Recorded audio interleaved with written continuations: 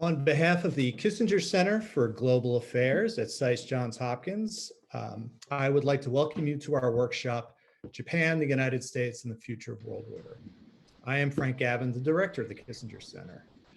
First, I would like to thank our outstanding panelists, as well as the larger audience, for joining us for the next 2 evenings of what I am sure will be insightful analysis, discussion, and debate. I also want to thank the excellent people at the center and the school, and in particular, Chris Crosby, for all they did to put this event together. This event was animated by 5 observations. First, it's fairly clear that the current world order is undergoing a profound change. This was true before the COVID-19 pandemic, but the tragic last year has accelerated many of the profound changes in the international system. Second, many of these shifts are emanating from and are likely to reshape East Asia. Third, the United States is in the midst of an intense and crucial debate over its grand strategic response to these profound changes. Fourth, these circumstances and challenges may be of greater consequence to Japan than any country in the world, and Japan faces its own evaluation of its grand strategic choices in the future. Fifth, given the importance of the long-standing friendship and alliance between the 2 countries, it made sense to us to have this conversation between friends and colleagues from both Japan and the United States. How is this changing order viewed in both Washington and Tokyo? We decided to convene a small group of some of the best thinkers from both countries in what we hope will be the first of several efforts to wrestle with these important questions. The papers, I am very happy to say, were uniformly excellent, rich, innovative, and in some cases provocative, and will serve as a terrific foundation for our conversation over the next few days. As part of its mission, the Kissinger Center is dedicated to bringing the world of ideas and action together. We serve as a platform for leaders from both the academy and the policy world to exchange ideas and to learn from each other. That is why we are so excited that Dr. Kurt Campbell is joining us to kick off our event. Our friend Jim Steinberg will provide the details of his impressive background, but it's fair to say that there are few people with deeper experience and knowledge of the complex and consequential dynamics of East Asia than Kurt. And as the Deputy Assistant to President Biden and the Coordinator for Indo-Pacific Affairs at the National Security Council, he oversees one of the most important and challenging national security and foreign policy portfolios in the government. We are very honored that he has taken time from his busy schedule to join us today. We're also very fortunate that this session will be moderated by Jim Steinberg, whose own experience and understanding of these issues is extraordinary. Jim's biography could not be more impressive. Numerous influential books and scholarly articles, academic and think tank leadership positions at Brookings, the University of Texas, and the Maxwell School at Syracuse, and success in critical positions in government, including the head of policy planning and the Deputy National Security Advisor during the Clinton administration, and as Deputy Secretary of State for the Obama administration. But to our minds, the most important role Jim plays is as a senior fellow at the Kissinger Center, making enormous contributions, ranging from directing our International Policy Scholars Consortium and Network to teaching one of the most popular sought-after classes at SAIS, the Kissinger Seminar in Statecraft and Strategy, every year. Thank you, Frank, and welcome to everybody here. It's a pleasure to be with such a great group of colleagues and friends and others who are joining us in this very important webinar. And you've heard from Professor Gavin about why this is such a timely and important opportunity to reflect together with shared experiences and shared interests about how to face the challenges of the future. It's my pleasure to both introduce Dr. Kurt Campbell and to moderate this discussion with him tonight.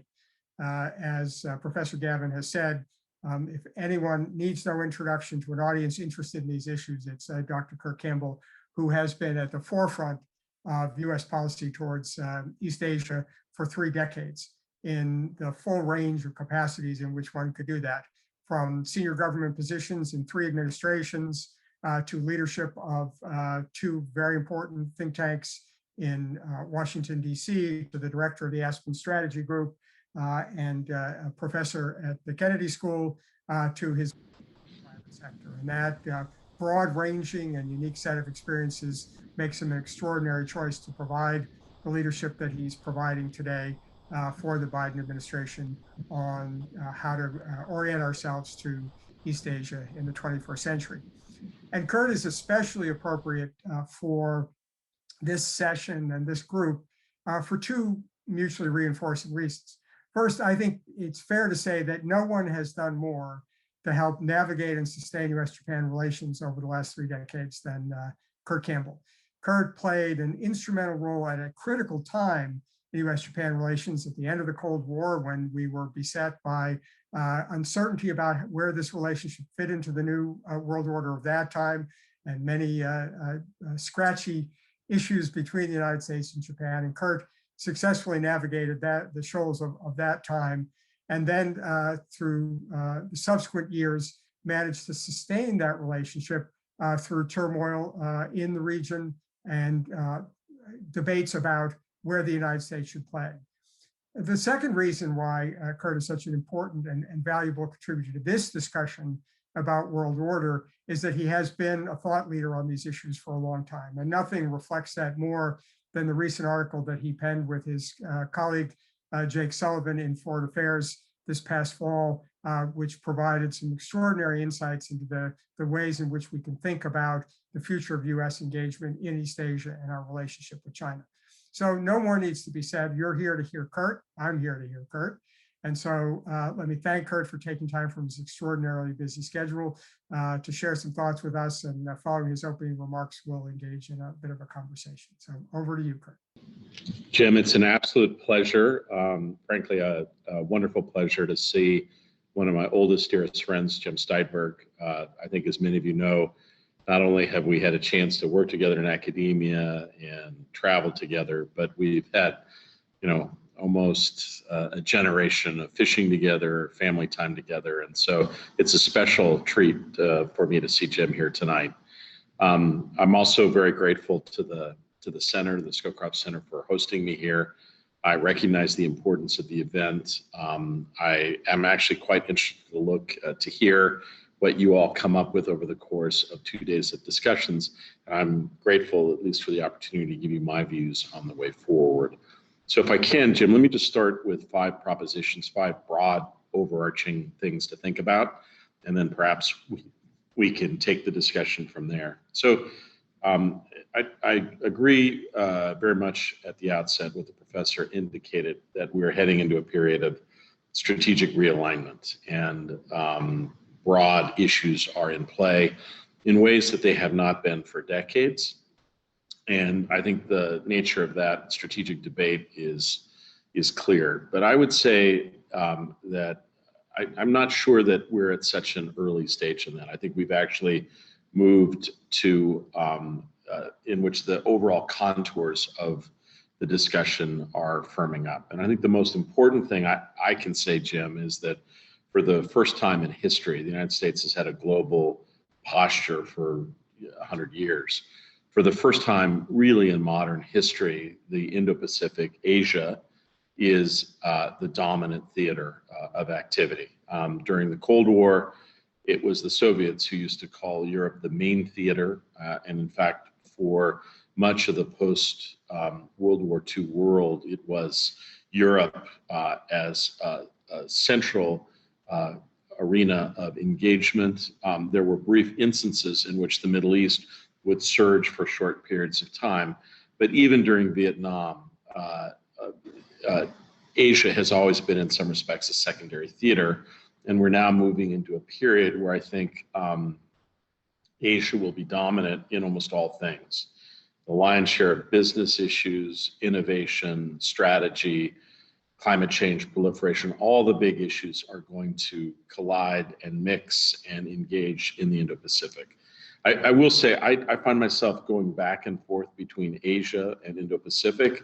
I accept the framing of the free and open Indo-Pacific. I think it was a wonderful innovation by Prime Minister Abe, but I will say, someone here at the White House mentioned that the only problem with the term Indo-Pacific is that it leaves out the big area, Asia, that is so important. And he's arguing, well, is the Indo and Pacific, those are important, but really Asia is what we're focused on. But I try to use both as we go forward. So I think the first recognition, Jim, just as a central organizing regional principle, is the importance of Asia going forward. And I think we have to be, in addition to all the other challenges, coronavirus, question about American standing, American decline, we'll get into some of those concerns going forward. It would be hard to imagine a period in which there were questions about the capacity, intellectual capacity to engage. We've invested a massive amount of time building the capacity of people to think deeply about the Middle East and South Asia. And now suddenly this dramatic shift is taking place. And I will tell you that I'm struck by the desperate need to basically accentuate, to develop, and to accelerate the development of human capital with respect to the Indo-Pacific and Asia. And that doesn't mean just people speaking Chinese and knowing the intricacies of the history of China, but basically a holistic understanding of the region. And that means understanding and knowing more about Japan as well. I'm struck as I now, kind of look at the full range of programs between Japan and the United States, Jim. The utter decline in educational exchange between our two societies is tragic. There was a period not 25 years ago where there were over 200 Japanese students of one kind or another studying at Harvard. I know that's a bad way to measure, but if there are lots of other academic institutions, that number today is under 5. And so, how we rebuild this connectivity between our societies and whether that's possible is going to be critical as we go forward. So I would just simply posit that at the same time that we recognize that this is the dominant region of both competition and engagement, it is also an arena in which in our government, in our intelligence services, in our military, there is limited capability at the top. There is up and coming capability, but it will take time to develop it. It's something, when I talk to Jim, we've both reached the stages in our career that a huge part of what is satisfying to us in academia and think tanks and now in government is finding those people that have real potential to be sort of, present at the creation as we make this leap into the 21st century in the Indo-Pacific. Second, I would say at least the effort of the Biden administration with respect to our overall strategy in the Indo-Pacific, it has several components, but for the first two, I think it bears watching. President Biden and his team have spent most of their time focusing on the domestic components of what it will take to engage effectively and compete on the global stage. I think the president recognizes that without an effective coronavirus response, without effective engagement on the pandemic, without dealing with the economic dislocations associated with the pandemic, without being able to do that, it's impossible to be effective in the Indo-Pacific region going forward. And I think he believes that is the essential down payment as we go forward. But there is a third component to his overall engagement that I think is significant. It's interesting. It's been described that the President Trump and President Biden both had key experiences in the 1970s and early 1980s. Very different, but also both seared fundamentally into their strategic perspectives. For President Trump, it was a kind of exciting nights at the disco, big, Studio 54, Page 6, a lot of drama, big, exciting, moving pieces in terms of development and the like. For President Biden, it is, his experience in the Senate. Now, Jim was in the Senate during this period as a key staffer.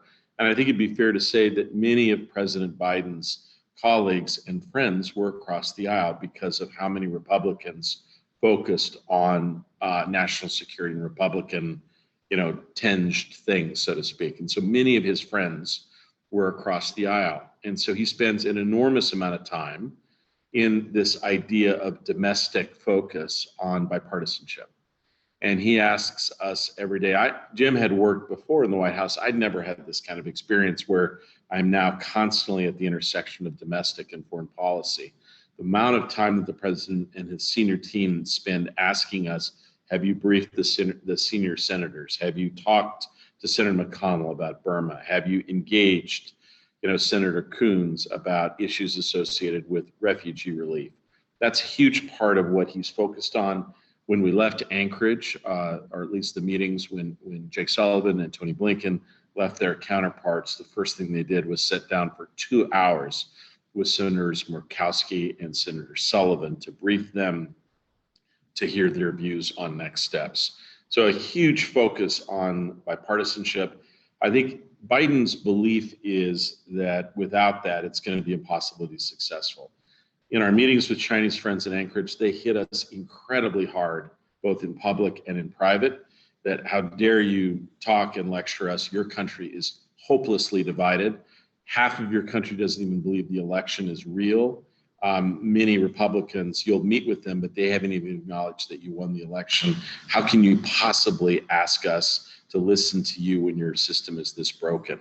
And so I think he recognizes that this is a key component in a successful country, and that you cannot exert effective international purpose without a degree of consensus. In the past, the idea has often been that bipartisanship is extended abroad in certain activities and pursuits. I think Biden's view would be that bipartisanship will largely be absent, at least at the early stages domestically, and it can only be constructed internationally and then perhaps utilized domestically. So he sees the key arena where Democrats and Republicans can work together is on the Indo-Pacific, particularly working with allies and engaging China effectively.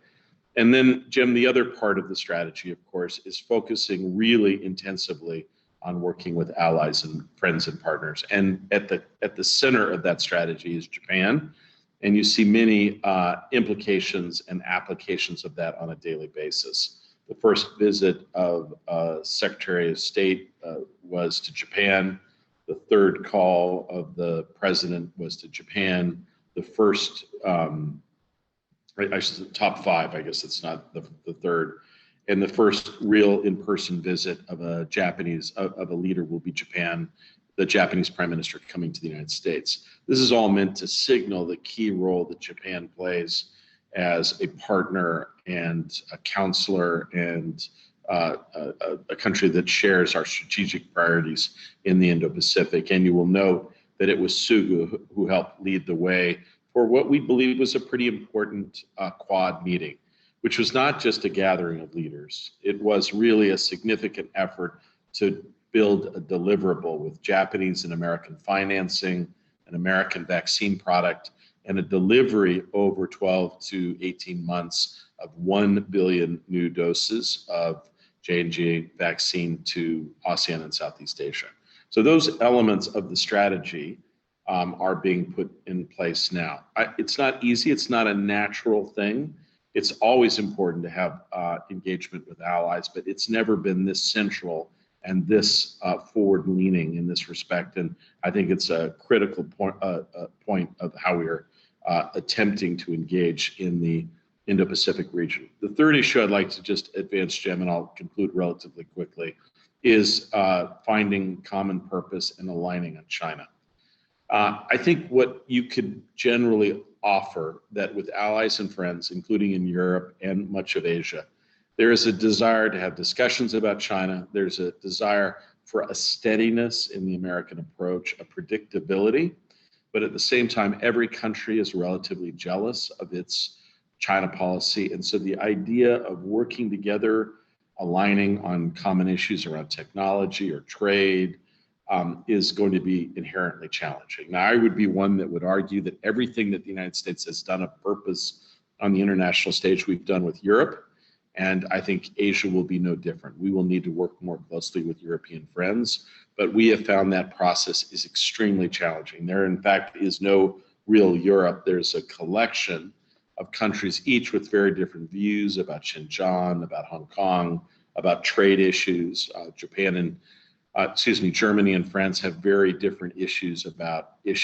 matters associated with trade policy than perhaps other countries in Europe. So aligning issues on China will be enormously challenging, and that is also the case across Asia as well. I think it is often the case that Americans who haven't thought deeply about Asia and come with some baggage tend to think of this, Jim, as kind of a Cold War setting, that countries are choosing between camps, when in fact that is very inexact and I would argue almost inappropriate. What countries want in Asia in particular, and Japan is no exception, is maneuver room. And they want a degree of protection, and they want support for the operating system that we and others helped develop over decades. Jim, which you know well, has intricate elements of freedom of navigation, peaceful resolution of disputes, an open trade architecture for deployed forces. This has all been knit together in a way that has led to the greatest period of human prosperity in history, and they'd like that to continue. All countries want to have a workable relationship with China, and at the same time, they believe that the best way to do that is to have a relatively robust, predictable relationship with the United States, and a U.S. that is committed to the practical approaches to maintenance of peace and stability in the Indo-Pacific. And that's what we are seeking to do. Explaining that, however, in ways that American friends and some, fellow strategists, will accept is not always easy. My fundamental belief is that one of the reasons why countries over the first course of this period of the Biden administration have been prepared to work with us more than I think many have anticipated. Part of the reason is that many of these countries are actually quite alarmed by the assertiveness associated with China, and they believe in this current environment, the best of all possible approaches to deal with this, at least in the short and medium term, is a relatively strong and stable United States. So that means countries will go further than they might have anticipated in ensuring that the United States is more engaged. And I think you need to look no further than some of the work we've been able to do with Japanese friends, but in particular India, as we go forward. Fourth and fifth points, quickly, Jim, I'm sorry I've gone on too long. Fourth point, the hardest challenge I think for us to go forward is to realize that our strategy has to be multifaceted in the Indo-Pacific on many fronts, but the two most important is recognizing that at the same time that we pursue policies that address what I would call great power competition or issues associated with a structural competition in the Indo-Pacific, that we also address and deal with existential problems, primarily the pandemic and climate change. It's difficult enough to deal with one of these on their own. The interplay between two of them will be challenging but essential. And I think too often folks in the press and in the analytic community play these two off one another. It's not clear to me that they cannot be combined effectively in overall strategy, given that these issues, particularly associated with climate change, are existential. They affect all of us, and that there will hopefully be a recognition in all sides that a common approach will allow us then to compete in other areas as we go forward. Last, let me just say, in addition to everything else, we're going to announce tomorrow formally that Jake Sullivan is hosting his Japanese and South Korean counterparts in Washington next week. We will do a deep review and update on our North Korea strategy, and we're looking forward to that discussion. We understand the critical role of Japan in all of this. I will say we want to be respectful and careful here, Jim, but it is also the case that it is undeniable that the lack of a strong, workable relationship between Japan and South Korea hinders our overall effectiveness in Asia and presents a real challenge. Now, we're respectful that this is a bilateral issue, but at the same time, we note it, we recognize it. We'd like, if at all possible, to be helpful. In the past, the ways that these issues have been dealt with is bottom up, and at the first sight of tension, any fledgling signs of cooperation are extinguished like flowers in an early winter or a late winter. And now we have to think carefully about, are there other ways that we can encourage friends in Japan and South Korea to work more productively together. We recognize a very hard and tragic past, but on important issues as we go forward. Jim, those are 5 points. I hope that helps get us started. I'm so grateful that the center is taking on this issue of Japan's role. Too often, we would go months, years without real fundamental discussion about the important role of Japan. I'm so grateful, Jim, that you took this on. And if there are questions that I can answer or give you any clarity about some of the things that we're thinking about, whether it's on Japan's role in UN reform or issues associated with out-of-area questions, Southeast Asia, Burma, Myanmar, Iran, I'm happy to take those. Thank you, Jim. Great, Kurt, thank you. And not too long at all. I know this is exactly what our audience wants to hear. Everybody is eager to know what the thinking of the new administration is and what the approach is going to be. So before we get to the bilateral relationship, this is a conference on world order. And I'm struck, you emphasized it, and it's been clear in the actions of the president and others about the importance that the Quad and working with allies. And all of us who grew up in this space, always contrasted the idea that we had this multilateral alliance in Europe, but a hub and spoke series of bilateral relationships in East Asia. And so my question to you is to ask you to expand a little bit more. What is the Quad? Is the Quad the new NATO in East Asia? What is its function?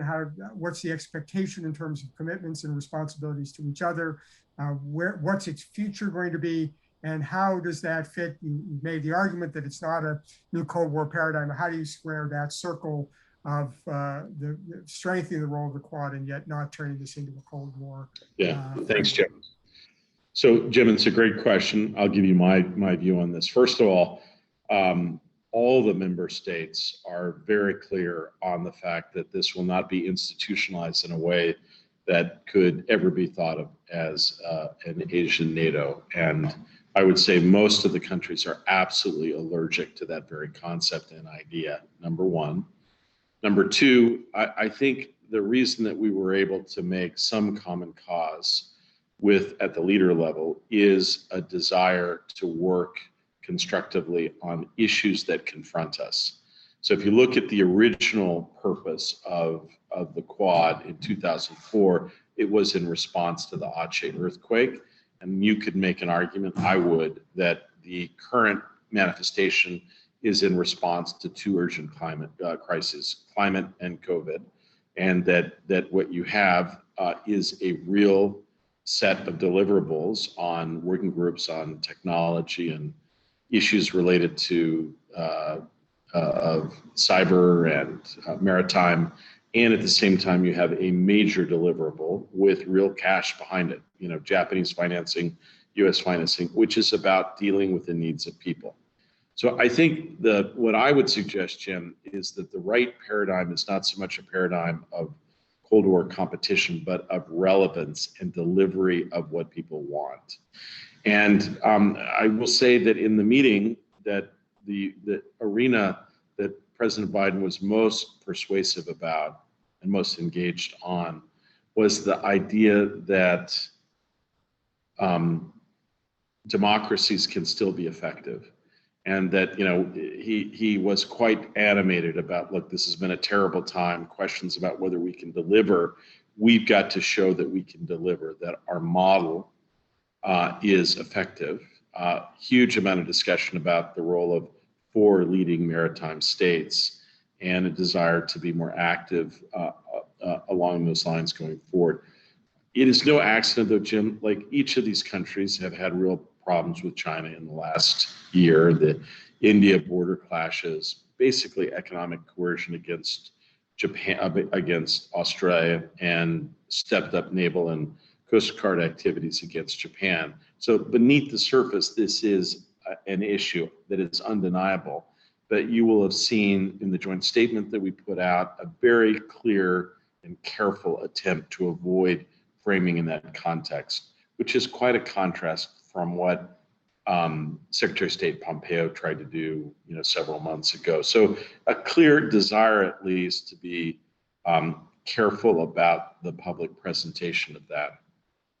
For it to be effective going forward, We also believe we have to continue to deliver, and so we'll focus on infrastructure and some other things as we go. We do think that this can be part of the framework of institutions, both formal and informal, overlapping and interconnecting, that will play a role in Asia. We do not believe that any venue, any single venue will be dominant, but we have to be active in many, the East Asia Summit, the ASEAN Regional Forum, various UN agencies, the WHO, and now the Quad, as venues of engagement and common purpose. I could give you other reasons. I will also say, I do believe to date it is probably the most successful venture in luring our colleagues and friends, India, more into the fabric of the Indo-Pacific as we head into the 21st century. So just staying on this sort of architectural feature for a second more, where does Southeast Asia fit in? You've been very vocal and engaged over the years about this. The Quad has the big countries, but notably not in that are the countries of Southeast Asia. So talk a little bit about where that fits into the vision. So look, I do want to say also just real quickly on the Quad, Jim. So I want it to be known that we did go to other nations in advance and say, are you interested in participating? And for a variety of reasons, other countries that are dear to us felt like they couldn't or didn't want to at this juncture. We expect that this will be a loose architecture and that there will be opportunities on the delivery of virus, shots and the like for other countries like South Korea and New Zealand to potentially participate if they see fit. So I just want to underscore that other countries like Great Britain have expressed an interest in more formally joining. Right now, we're going to focus on this core, but we will find opportunities for unofficial engagement, even though it's already an unofficial session. I think you put your finger on, if I had to give myself a grade, the issue that I've been most frustrated with is how difficult it is to get off the ground on an ASEAN strategy. And there are a number of reasons for that. We do a weekly call with the ASEAN ambassadors. We have a number of engagements. We have money out from the DFC and others on Mekong initiative. We're looking at some freedom of navigation issues, but still, I think there are huge challenges ahead, and I'll just tell you what some of those are. I think first and foremost is the coup in Myanmar, again, places ASEAN in a very difficult set of circumstances. The thing that the ASEAN's lectured us about, Jim, in the 70s and 80s and the 90s, don't make Myanmar the central focus of your diplomacy in ASEAN. And we heard that, and we accepted it, and we practiced it. So what we tried to do was put ourselves in a situation where, yes, we want to talk to ASEAN about Myanmar, but it's among a number of issues. Secretary of State Blinken has sought a call with his ASEAN foreign ministers for the last 3 weeks, and that effort has been actually blocked because the consensus is how ASEAN rules by the Myanmar government, the junta. And so it's going to be difficult for us to implement a strategy in ASEAN without the ability to work with Myanmar. And it's not clear, given how uncertain and brittle the military leadership is, along with their brutality, that they're going to allow certain kinds of engagement. I think it is also the case that, although we talk a lot about ASEAN centrality and ASEAN unity, in the last several years, I think it would be fair to say that our Chinese friends and interlocutors pretty much split ASEAN like a cord of wood, and ASEAN is fundamentally divided. You could almost suggest that the difference between Singapore and Cambodia is almost night and day. At the same time, the traditional countries that played a leadership role are less dominant. So Indonesia, for a variety of reasons, doesn't play the kind of role as it has in the past. Singapore, more reluctant to take on that role for a variety of reasons, including a more delicate relationship with Beijing. And then a country like Vietnam that is clearly surging forward in terms of taking some capacity from China terms of investment in technology and the like, and you're really doing a march on the 21st century. It also is very wary of getting too far in front, both with respect to tensions with China, but uncertainty associated with the United States. So you add all of that up, it's a deeply uncertain region with lots of challenges. I think the key for the United States, Jim, is this is where I thought you were going. The one thing that is missing in everything I've said so far is where is our trade strategy? And we're going to have that to be effective. We can do everything right in Asia, all the right meetings, all the polite pronunciation of names, everything. And if we don't have a trade strategy, it's hard to be effective, really effective. That's just where I was going next, Kurt. So yeah, what should we look for? I mean, and where you emphasize the economic centrality of the Indo-Pacific and East Asia, but what's the thinking? What's the perspective? Yeah. So Jim, I look, the areas that I would be worried about so far is how slow it's been getting our economic team up in place. We have one economic official at USTR, one at Commerce. It takes time. We got to get these folks up to speed to get them ready. But you know, time's a waste in here, and we've got this is a very impatient period. And so this is probably not the time that I would have the slowest transition if I could, there's a lot of reasons for that, but there it is. I would say what I've seen to date is that there are a couple of intriguing bilateral agreements that have been negotiated. The digital agreement between the United States and Singapore is moderately interesting. It's possible that that can be expanded a little bit.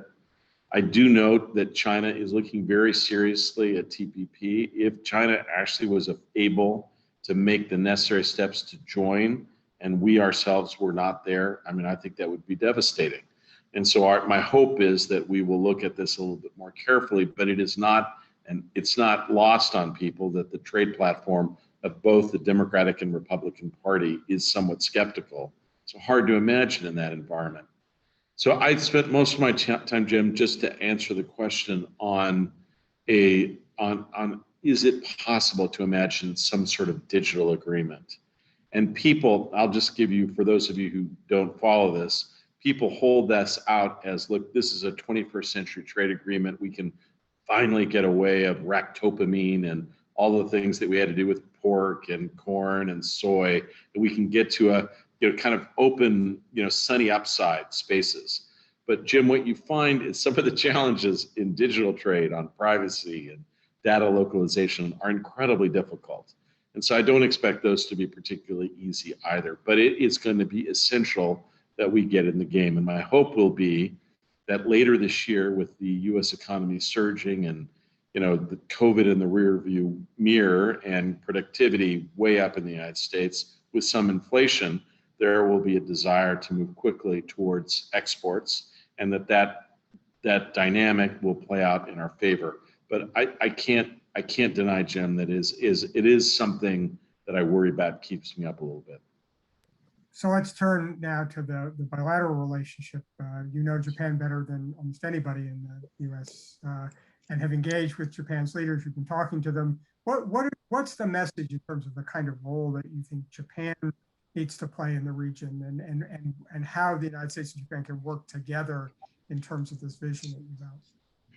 Jim, could I ask you I'm sorry, I just had a note passed to me. Could I be rude and just ask you to repeat that question? I'm sorry. Problem. Just want to talk about U.S.-Japan relations and given your own long history with them, what are the expectations in terms of the role that Japan should play? Is it the deputy sheriff? Is another one of our allies once called itself? Where does it fit into the overall U.S. strategy? What are the expectations? Where do you see the evolution of both what you'd like to see from Japan and what you'd like to see in the bilateral relationship? It's such a good question. I will say, I think the animating feature of any agenda or ambition between the United States and Japan is a degree of caution and patience. So a lot of people say, well, let's think about, broad military cooperation, joint basing. You can imagine a lot of different things. The process of implementing during the Abe administration some of the most modest, small changes in military doctrine and interpretations of Article 5 and Article 8 were incredibly hard fought and difficult to come by. And it suggests to me that many of these issues are well entrenched in Japan. And so I do believe that there are elements that we can work together over time, Jim. It also appears to me that I think that the parts of the U.S.-Japan relationship that I'm most interested in are enlarging our engagement in diplomacy, in out-of-area diplomacy, aid and assistance, modeling best practices on climate change, driving issues in multilateral settings, sharing strategic priorities, working together in multilateral, minilateral settings. Those are some of the things that I think are well within our reach, and a degree of trust and confidence between our two countries that the region can build upon. I will say, a lot of times people question the importance of the U.S.-Japan relationship. Jim and I, you and I, Jim, have experienced periods in the past where Japan, for whatever reason, was ambivalent about certain aspects of the United States, and we weren't able to operate effectively together. Without that partnership, the United States is really not as able internationally as we'd like to be. And so for those reasons, I'd like to make the investments that we're talking about. And it matters to Japan that they come first, that they have this dignity, with respect to our bilateral relationship. And I'm grateful for that. Jim, I apologize. I can take one more question. I'm sorry, this is a little earlier. I promised a full hour, but Jim, if there's anyone in the world who understands when a note is passed to you, you probably can imagine what that means. So let me take one more. I will be brief, but I will ask a question that's hard to be brief on. A lot of the questions in the Q&A, and certainly a lot of the debate, is looking at the question of the values agenda. The administration's been very outspoken on Hong Kong and Xinjiang and Myanmar. What I want to specifically, though, is in the conversations with Japan, how do you see Japan and the United States working together on these issues? Jim, it's a great point. I will say, you've all noted, I've listened and I've been in the rooms with the president and Tony and others. It is clear to me that when they talk about democracy, human rights, and universal values, as much as anything, they're talking to themselves as opposed to sort of this projection about here's what you should be doing. Part of it, I wouldn't want to get too deeply in it, but the president is a religious person. I think in some respects, this is reassuring to him about what he believes fundamentally about us, about the United States. And so he repeats this as a way to encourage, support, sustain his views about where the United States has been and should be going. So part of it is really not about applying specifically those views and values and projecting them in some other arena. It's about reassuring himself and others about some of the challenges that we faced at home. It's about who he is, what he believes in the face of really difficult challenges at home. I will say, just to your specific question, I have found that the dialogue with Japan on Myanmar is more active and more animated by values. In the past, Japan would normally have said, look, we've got to deal with the devil. We got to deal with the government in place in Myanmar. That is not the attitude that Japan has taken. They've been very active behind the scenes. I think they have accepted the idea that values is a critical part of what Japan represents. I think we've seen it in the dialogue over Xinjiang, over Hong Kong, frankly, in almost every arena that we've engaged. And it's important to Japanese friends. And I've seen it evolve substantially in the last decade. Our friend Mike Green and others have championed it for years. I think it has taken root. I think we should encourage it. I think we have to be careful in Asia, Jim, and you basically, your question, puts a point on it. We cannot lean on this in such a way that it alienates our colleagues and friends. This is something that has to be, we have to tread lightly and carefully. It's who we are, but we have to do it in such a way that it's not viewed as some sort of a hammer to go after friends, because the Indo-Pacific has complicated, nuanced partners at every level of development and every level of government experience. Thank you so much, everybody. And speaking on behalf of everybody, we're really grateful for you taking the time. It's an enormously valuable insight and a great way to start our conference. So dismissed. Thank you, Jim. I appreciate it. Thank you. Thank you. Excellent job, Professor Steinberg. And given that it's a late hour, I don't think anyone will mind if we start a little bit early. So I suggest we move straight to panel one. And Dr. Sayori Katada will be chairing this panel with Dr. Yuichi Hosoya and Ambassador Bob Zelik. Good afternoon or good evening. Thank you, everyone. My name is Sayori Katada. I am a professor of international relations from University of Southern California. This is such an honor to be part of this first panel of the Kissinger Center's kind of panel on Japan, the United States, and the future of the world order. Really an exciting time, exciting topic to be covering. And foremost, we have two wonderful presenters. So I would like to kind of first start introducing them in the order of the presentation, in the order that appears on the program. First presenter is Dr. Yuichi Hosoya. He is a professor of international politics at Keio University in Tokyo, Japan. He is a managing and research director of the Asia Pacific Initiative.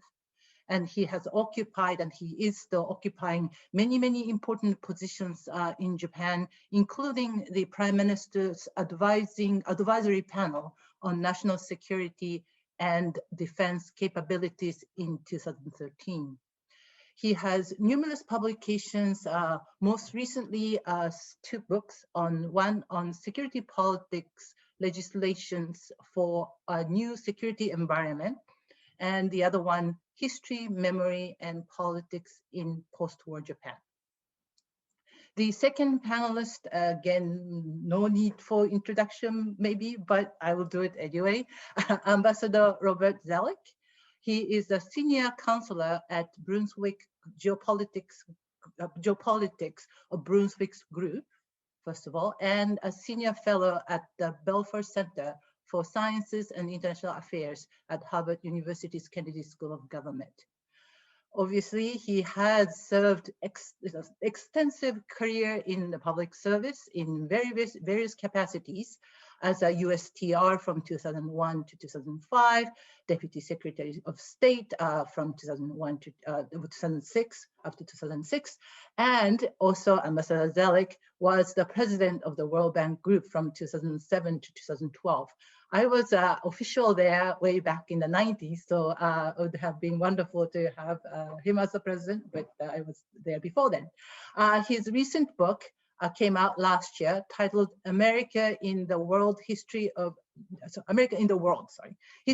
US Diplomacy and Foreign Policy. I actually went to his talk at the Georgetown University several months ago. Really enjoyed it very much. So those two have provided us a wonderful, very exciting two papers, and they will be talking about this as a part of the panel.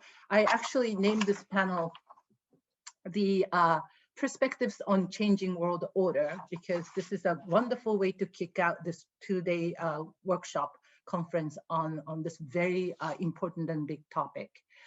Since we gained a little bit of a minute, we would, but it's basically a 60-minute panel. We would like to ask two presenters to restrict their remarks around 7 to 8 minutes, and then I will take on the I would like to take the privilege of asking the first question, and then we will open up for Q&A. So without further ado, I would like to give the floor to Dr. Hosoya, please. Well, thank you very much indeed, Professor Katada, for your very kind introduction. And I'm extremely honored to be with so many famous leading scholars of US-Japan relations or American foreign policy or world order. Particularly, of course, Professor Katada is one of the leading experts on Japanese foreign policy or Japanese economic diplomacy. And of course, Ambassador Zelik is the best expert on world order or American foreign policy, of course. So I'm particularly glad to be in this first panel with two distinguished scholars. I will talk about Japanese grand strategy, and I would suppose that some might think or some might wonder whether Japan has really had such a grand strategy.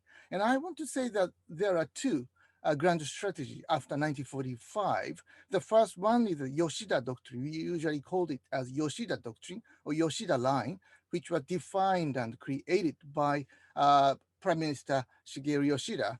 He was Prime Minister when Japan signed San Francisco Peace Treaty of 1951.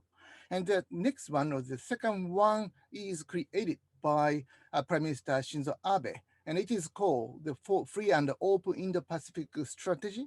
And it is sometimes associated with a foreign policy or a grand strategy of the Trump administration. But I'm glad that Dr. Campbell properly placed it as the Prime Minister Shinzo Abe's creation. So no need for the Democratic administration to deny it, I would say. And I suppose that he played a very important role in educating officials or others within the White House on the importance of the FOIP strategy in deepening cooperation between the two leading liberal democracies, Japan and the United States. So that's why I put the name or the title of my talk, a certain kind of grand strategy, because in some countries, maybe some people would doubt that kind of grand strategy, because this is focusing on much softer measure to try to create or consolidate international order. Let me start. On March 12, 2021, for leaders of leading liberal democracy in the Indo-Pacific, the United States, Japan, India, and Australia met virtually in the first ever summit for the security of the Indo-Pacific. This grouping of the four is known as the Quad, and the Quad was already mentioned by Dr. Campbell beforehand. I would like to place, I would like to focusing on the importance and the significance of this joint declaration. The title of the joint declaration is the spirit of the Quad. And I like to say that the spirit of the Quad can be understood or can be defined as the 21st century version of the Declaration of the United Nations, which was signed in January 1942 by the four leading Allied powers, namely, of course, the United States, the UK, Soviet Union, and the Republic of China. These four powers finally defeated the Axis power in 1945, and then they had to create the foundation of the post-war liberal international order. That term, of course, is basically defined by Professor John Eikenberry in his books. So I like to emphasize on the importance of the joint declaration of the four, because this actually provides the foundation of the international order or world order, I would say, of the 21st century. And I'm glad that Japan joined in this important project to try to consolidate and create kind of a liberal international order or world order. And after that, in his telephone conversation with Prime Minister Yoshihide Suga, President Biden, Joe Biden, affirmed the importance of the US-Japan alliance by saying that the US-Japan alliance is the cornerstone of peace and prosperity in a free and open Indo-Pacific. So President Biden himself actually used the word free and open Indo-Pacific to try to describe the order or basic framework of the order in the Indo-Pacific. And of course, Japan and the United States are leading players in defending and also promoting the concept. So in that way, I also like to say that the US-Japan alliance is the 21st century version of the Anglo-American alliance of the 20th century. So thus, I think that the free and open Indo-Pacific vision, or so-called the FOIP vision, is a Japan's creation, or Shinzo Abe's creation, and should be regarded as the most important visual of Japan's foreign policy since the creation of Japanese Ministry of Foreign Affairs in 1869. And then I like to end my talk by saying that now this Japan's FOIP grand strategy is replacing the Yoshida Doctrine, and the Yoshida Doctrine will be mentioned, I suppose, by both Professor Michael Green and also Professor Jennifer Lind, of course, two leading experts on Japanese foreign policy. The Yoshida Doctrine is basically focusing on the importance of Japanese economic growth. So everything which actually supports Japanese economic growth is a good thing. And human rights, rule of law, or liberal norms are not important issues in that doctrine because it does not directly relate to the Japanese economic growth. But on the contrary to this, FOIP, or Shinzo Abe's grand strategy vision, focusing on the importance of sharing norms, important norms with like-minded country. So the cooperation is important.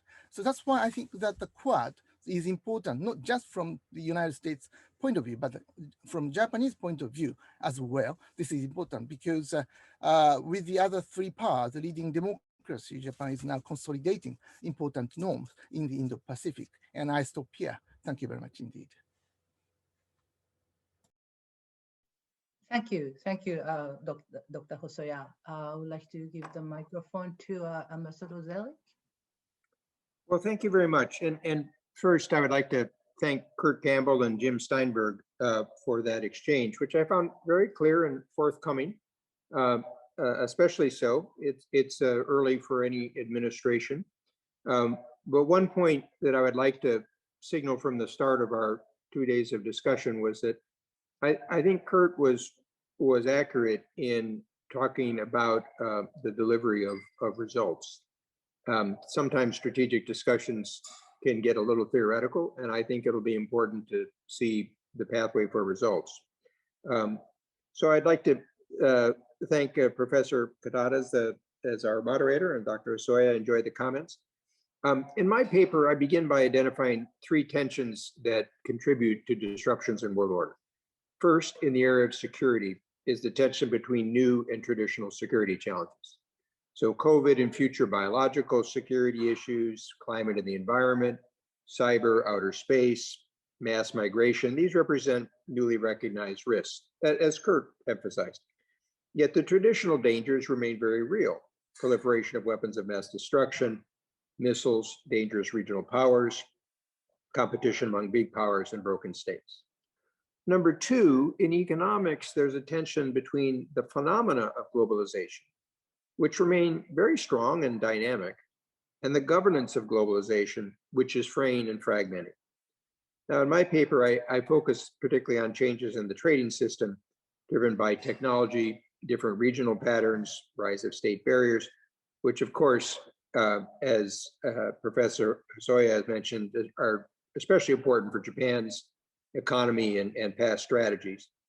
And of course, there's an irony here, which is that the US, as one of the founding creators of this international trading system, and China, which relied on the international trading system for a historic transformation. In fact, the 2 world's largest economies have both undermined the world trading system. The third tension is in international politics between great power competition and transnational cooperation. Again, a point that Kurt mentioned. So I've noticed over the past 3 years, we had a rediscovery of great power competition. Frankly, it looks a little artificial to me. I never thought it went away. I think it's been used as a package to give form to Trump's haphazard mix of policies, instincts, and behavior. But it is clear that insofar as the Trump administration focused on this issue, they did so principally in security terms. And I think they failed to recognize that condemnation and confrontation isn't the same as competition. And at least best I could see is they left no room for cooperation on transnational challenges. And that's a tension that Kurt also drew attention to. And then I turn to China, the US, and Japan in the world order. So first, a few thoughts on China's outlook, which I wish we'd heard more from Kurt, but perhaps at a later time. My own view is it's a mix of hubris and defensiveness, plus Marxist-Leninist determinism. The East rising, West declining is a common phrase now, but there's also recognition of China's internal challenges. I think China's cynical about the developed democracies. They believe the United States cannot accept China's rise. And in fact, they're using the language of the Thucydides trap to make the case that the Westerners' own concept is the US will not accept the rise of a challenging power. I think they view Japan with suspicions through historical lens. And China recognizes the EU's internal weaknesses, its lack of strategic capacity, and China believes it can manipulate the EU. At the same time, I think China expects a protracted struggle. Marxist-Leninism talks about overcoming contradictions. And on the military side, the defense minister is quite clear about a balance of power in a combination of containment and counter-containment.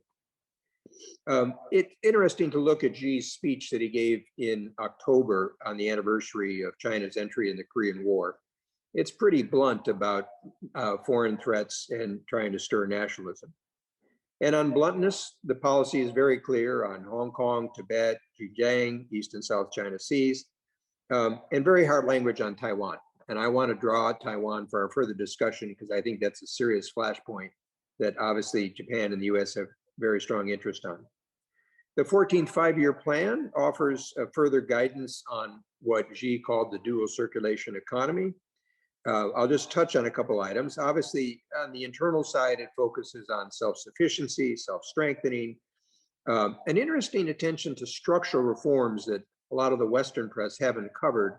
Interesting contrast with the discussion of stimulus in most of the G7 economies. But there's an active international dimension to this as well.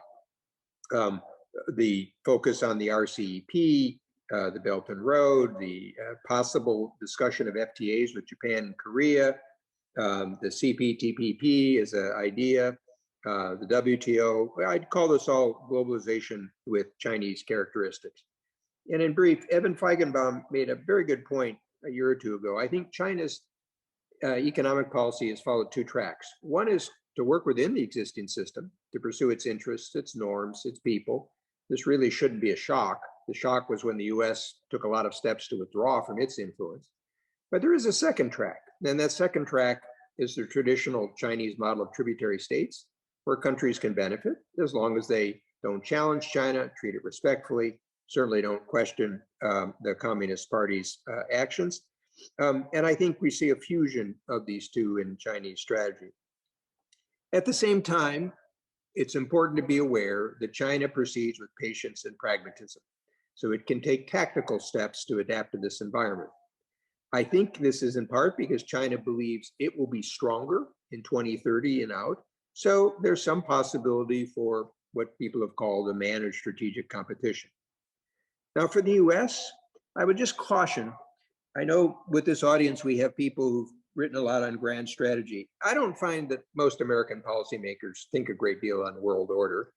I admire Mike Green's and Frank's efforts to later impose a grand strategy on US policy. But I think scholars have to be careful about assuming that coherence applies in policymaking. But Americans do use historical reference points. And one that you heard from Kurt, and you'll hear throughout, is the alliance system and the 70-year-old, how will it adapt? I think there's a great misapplication of the Cold War analogy, and I was pleased to see Kurt also make that view. Interestingly, the American public shows greater support for international engagement than is often covered in our press, but the opinion is inchoate. So we're at a stage where the leaders will need to shape it with words, symbolic events, and deeds. And one other key point I want to emphasize, particularly since we talk about government policies, in understanding the United States is critical not to overlook the dynamism and adaptability of the private sector. And here I don't only mean profit making, I also include nonprofit. My own suspicion is the Biden administration, as Kurt said, has a lot on its plate. Its first focus has got to be on COVID and the economic recovery. but it also has a transnational agenda at home and abroad. And you can see that, whether it's immigration policies, whether it's climate change, biological security. That's a natural aspect to sort of work with allies on. As their policy towards China, I think, have to be handled with great care. They've inherited a very strong anti-China momentum. They don't want to look weak. So you see Biden using phrases like extreme competition, or I think Tony Blinken had a phrase, competitive where it should be, collaborative where it can be, adversarial where it must be. But the real challenge will be, how will this be put into practice? And here it's early. Just one caution. Obviously, as Kurt mentioned, President Biden gained a lot of experience in the Senate. That's true for Secretary Blinken as well. My sense is the Senate-style foreign policy sometimes focuses on statements that will appeal in the current day. And one of the challenges I think the administration will have, for example, its statement on genocide, is whether how different audiences will relate to this and how it will lead them to be effective in actually pursuing a policy that accomplishes things. And I think the Quad is a good example, in the way Kurt said, of a good first step. As Jim asked and Kurt responded, I think very frankly, I believe the multilateralism of the Biden administration is going to be very severely handicapped because trade is on the back burner. There's a domestic political reason for this, given the constituencies and the fact that Biden has very small majorities. The question is whether realities will intrude. And Kurt, in a sense, hinted at that. And then I think in terms of China policy, we have to expect differences with Europe, which you've even seen this week. The Europeans are nervous, but they don't want to decouple, and they want to avoid clashes that will be driven by US politics. For example, a boycott of the Olympics based on the genocide issue. I think the relations with Asia are even more complex. My own sense is Asians want the United States to signal resolve. I think some of them sense they didn't have that fully in the Obama period, but they want firmness without provocation. And they don't want so much cooperation that it leaves them feeling abandoned. So this will require a very fine-tuned, not moralistic policy. And I think Kurt made that point as well. So I'll close with a thought on Japan. And obviously I look most to our Japanese colleagues on this. In my paper, I went back to two classics, Okazaki-san's sort of grand strategy for Japanese defense, which offers a geopolitical perspective across history. And then Professor Araya's After Imperialism, which offers an economic strategy. And as I reflected, and I think the early comments have suggested this, Japan has both economic and geographic advantages as a partner for the US, more than perhaps even during the Cold War. It has regional and global influence, it's a democracy, and it also has some interesting outlook about harmonizing great power politics and transnational issues. And I hope that will affect both policies.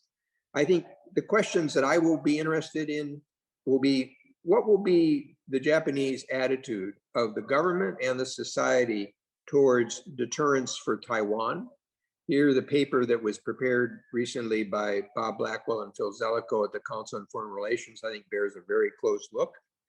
The issue that Kurt also raised about relations with the Republic of Korea and defense capacity beyond the narrow self-defense idea. And as we all know in policy, we like to talk about strategy, but as Harold Macmillan said, when asked about his plans, he said, events, dear boy, events. So can we expect events with North Korea and others? There are also some interesting internal challenges that I'd be interested in getting Japanese views on. The demographics, the structural economic issues that Prime Minister Abe sort of began, but more work to do. And the important notion of societal attitudes. And here I'll come back to a point that Kurt referenced. I've noticed over time when I was at the World Bank or universities, we seem to be having fewer Japanese students in the United States. It's harder to have Japanese participate. This worries me a great deal. And so I'd be interested in Japanese views about younger Japanese engagement in the international system. So I'll just close by thanking our friends from Japan and for Frank and the SAIS people for sort of organizing this exchange, which I think is timely and I hope will be valuable. Thank you very much. So what I would like to do, and obviously, first of all, I forgot to note this kind of administrative thing. We are accepting a lot of questions, so if you could please send your questions to the Q&A function, and then the moderator will send it to my way. So we have about 45 minutes of that discussion. So we are very fortunate to do that. So again, the wonderful, great overview of what's going on in this very turmoil, tectonic shift happening in the world order and in the Asia Pacific or Indo-Pacific going on, where US and Japan are the major protagonists along with China. So I'm not a very grand strategy person myself. My expertise more on the political economy side, so I'm a little bit feeling out of order here, but I would like to put kind of two questions to you about, first of all, the question from Dr. Steinberg to Dr. Campbell was a kind of a similar way, but I would like your view on this. The Japan-US cooperation. What kind of new ways? So obviously under the Yoshida doctrine, there were certain ways in which Japan and US collaborated. Again, this was under the Cold War context and so on. But now with the new challenges, not only rise of China or that China being risen, many other kind of more kind of non-traditional security type of challenges, what would be the way that you see as the best way for Japan and US to cooperate, one, but also especially kind of in the face of smaller countries in the region. And I think another question was cast to Dr. Campbell's discussion too. So ASEAN is very worried about being kind of left out, even though it seems that American government is approaching them quite, quite consistently, especially under President Biden. But they were, I was in Singapore, in Singapore via Zoom last week, and they are very worried about this kind of FOIP leaving them behind. So in relation to kind of a leadership in this context of Asia Pacific or Indo-Pacific, how can these two major powers, Japan and United States, kind of make these kind of positive followership and convince them that this is really for their benefit and how they can manage that? Could I ask Dr. Zelik first? I'll be pleased, but don't you think it'd be more appropriate for Japanese to speak about Japan? Okay, first. Okay, sure. Hosoya Sensei.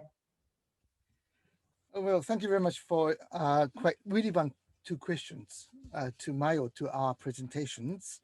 Let me answer in this way about the US-Japan cooperation or the way how Japan and the United States should redefine our cooperation in the coming years or decades. During the Cold War years, we usually assumed that Japan couldn't become a significant player in international or global politics because of the limit of Japanese military operations or military power. That's why Japanese role was quite limited in that period. On the other hand, it basically assumed that the United States is a kind of a liberal hegemon to be able to more or less stabilize the region as itself. So Japan or Japanese people basically could rely on American goodwill or American deep engagement in the region to stabilize the region and to make the region more prosperous. But of course, looking at the America First policy of the Trump administration, or looking at the current Biden administration's foreign policy for the middle class, we cannot simply rely on American goodwill to stabilize the region, to make the region more prosperous. Japan, as itself, should play much a larger role in this region to make these things happen. And I'm very glad to listen to the name of late Ambassador Okazaki in Ambassador Zelik's presentation, because I basically admire his role in many ways. And Shinzo Abe actually is a kind of disciple or of Ambassador Okazaki and Prime Minister Abe was heavily influenced by the advices coming from Ambassador Okazaki. But to do that, to play a larger role in the region, in the Pacific for Japan, it was essentially important and indispensable to redefine Japanese security legislation. That's why I was, together with Ambassador Okazaki, in Prime Minister Abe's advisory panel on security legislation to try to enable Japan to play a larger role, particularly in international, to deepening and enlarging its cooperation with the United States, including security policy or security issues. So in that way, I think that Japan is now being able to play a larger role due largely to the redefinition of security legislation in Japan, which was enabled by Prime Minister Shinzo Abe.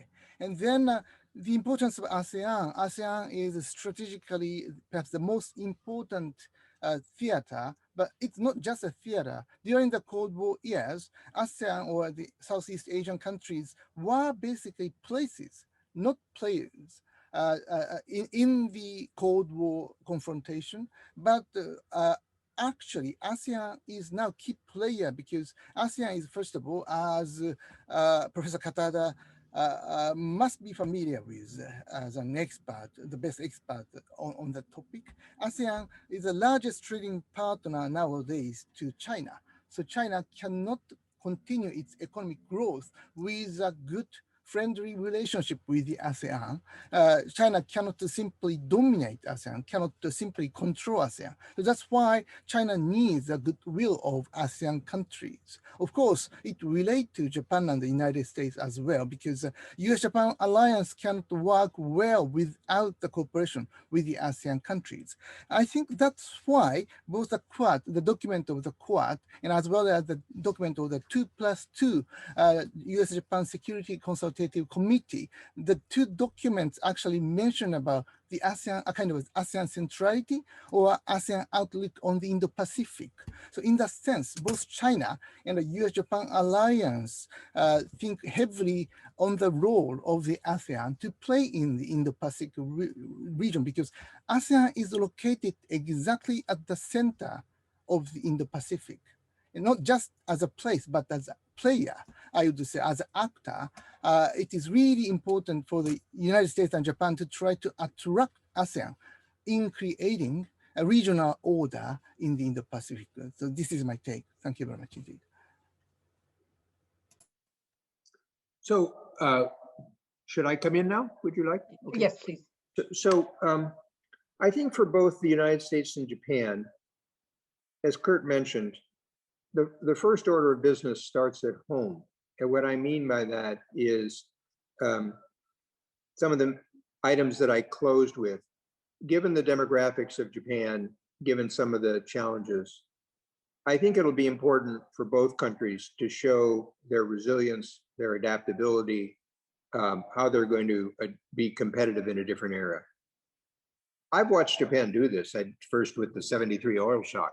So I really don't doubt that Japan can do this, but it fits a little bit into what I think is the larger sort of contest with China. The Chinese, as I mentioned, have a certain sense of that they're on the rise. I personally can see China having some very significant problems, but I think the practical part will be for the psychology internationally as well as domestically that Japanese and US societies face up to some of their internal challenges. This won't be done overnight, but I'm suggesting it'll be very important. And indeed, while I think a Cold War comparison is faulty, I think as we saw in dealing with the Soviet Union, ultimately our adaptability, our technological capacity, our research, these were our strengths compared to the Soviet Union. Second, as both of you have mentioned, I think Japan has great possibilities to be a significant actor in Southeast Asia as well as in India. And given the importance of India, I think this is even more the case. As Kurt mentioned, there's a natural area in this without sort of building on the past in the transnational issues. So whether they be COVID or climate. And so it was natural that the Quad focused on the COVID issue. I'm glad that they did. But even in economics, we shouldn't lose sight of the fact that when the US abandoned the TPP, Japan stepped forward. 10 years before, I wouldn't have forecast that would happen. And I think that was quite significant of moving it forward. And so on issues, whether it's investment, different infrastructure, I also spend a lot of time in Singapore, Professor, and Singapore is moving from a port to a platform, and whether it's in digital economy and other aspects. And some of the points that I won't repeat, but discussed in my paper about the changing trade and international economic system are natural for Japan to play a significant role on. And I think that will be important for the long term. Kurt also mentioned, and I just want to endorse it, obviously with the Republic of Korea, and going back to actually Okazaki's point, over centuries, the security situation, at least on the southern part of Korea, is critical for Japan. It's the one exception that I would draw, along perhaps with Mike Green, to the idea of getting involved with conflicts in the land of Asia. It would be the Korean Peninsula because of its position with Japan. And I know the sensitivities, I know the history, but I would just urge the strategic community to keep reminding others in Japan that it's clear where the long-term strategic interest is in reaching some cooperation and reconciliation, however that be done. On the particulars of the defense policy, again, as Yuichi mentioned here, I found it was quite interesting to go back and look at Okazaki's comments back in the 80s about changing defense policy. And I think Kurt touched on this. I think it's unrealistic to expect sort of seismic shifts, but I recall even working on some of these issues 10 to 15 years ago in the intelligence area. And we can make progress on that. In the defense area, there's topics about sort of the maritime capacity, your missile capacity, your anti-missile defense capacity. I suspect that our security communities would have a pretty good ability to identify these topics. And the question is really getting guidance from the Japanese political security community about what's possible and how to move it. And again, I think it'll be significant in the region as well as in the US if some modest steps are taken. Just keep moving in the right direction. Doesn't mean necessarily having to attack the peace clause right off the bat. There's lots of things one can do in this area.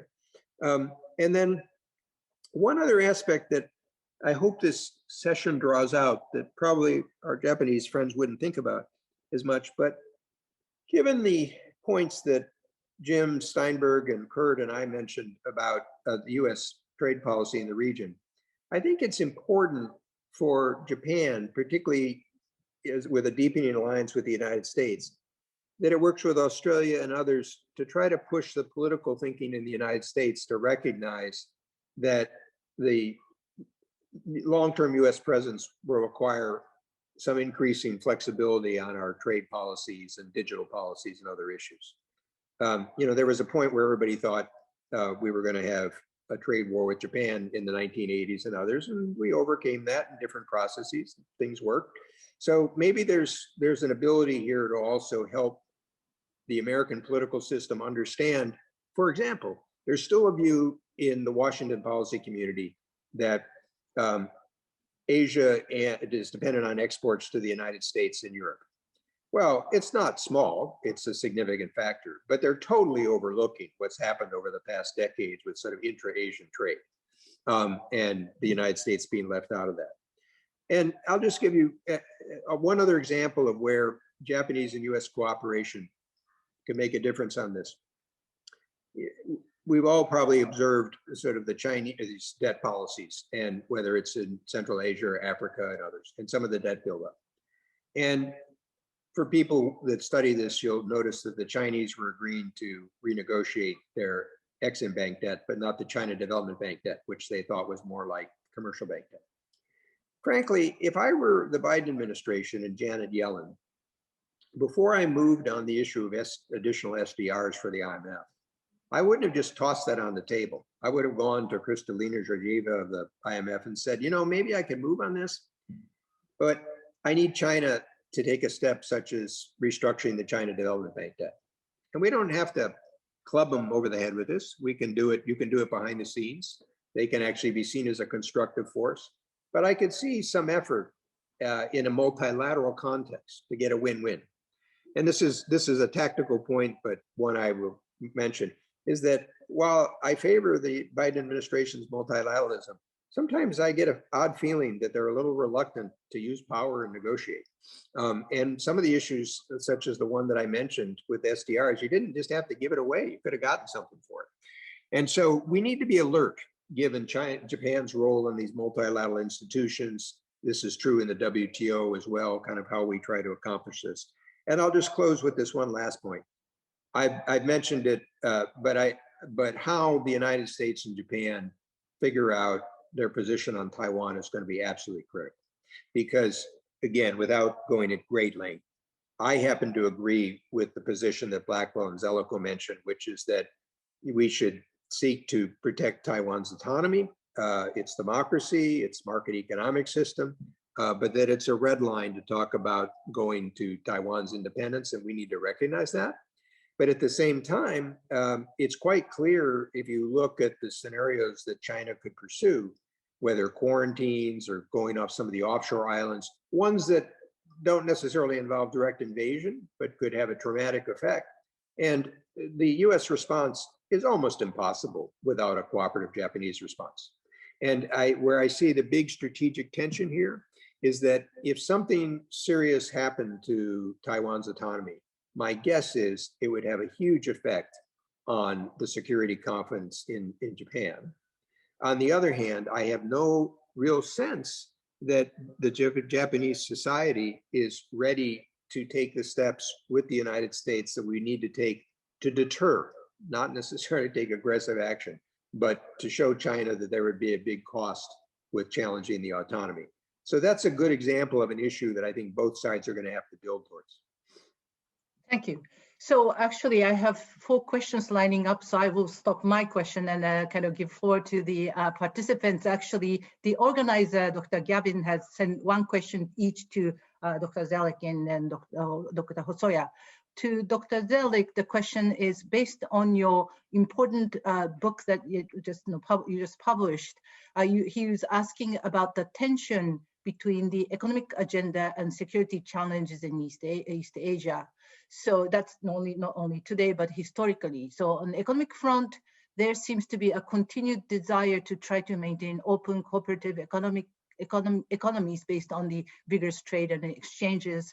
On the other hand, the sense of the kind of that is at odds with the kind of deteriorating security environment. So how this could, how can you see this tension playing out in this region? And how to balance this in a kind of two aspect of consideration. Thank you. So first, Dr. Zelik, and then I have a question for Dr. Hosoya from him too.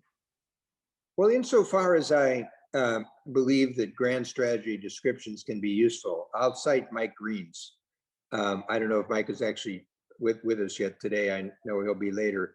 But his description of the combination of a US security posture, sort of its international economic engagement with Asia, as well as the pursuit of values, is a pretty good framework for the United States to use.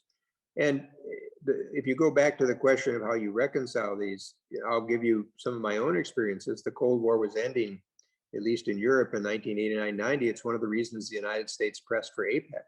We could see that we had a security relationship, the spokes of the wheels with key partners, but it was my view, Secretary Baker's view, that we needed to underscore the United States' economic arrangements with the region. And that was important for public support and sort of the longer interest and to show our presence.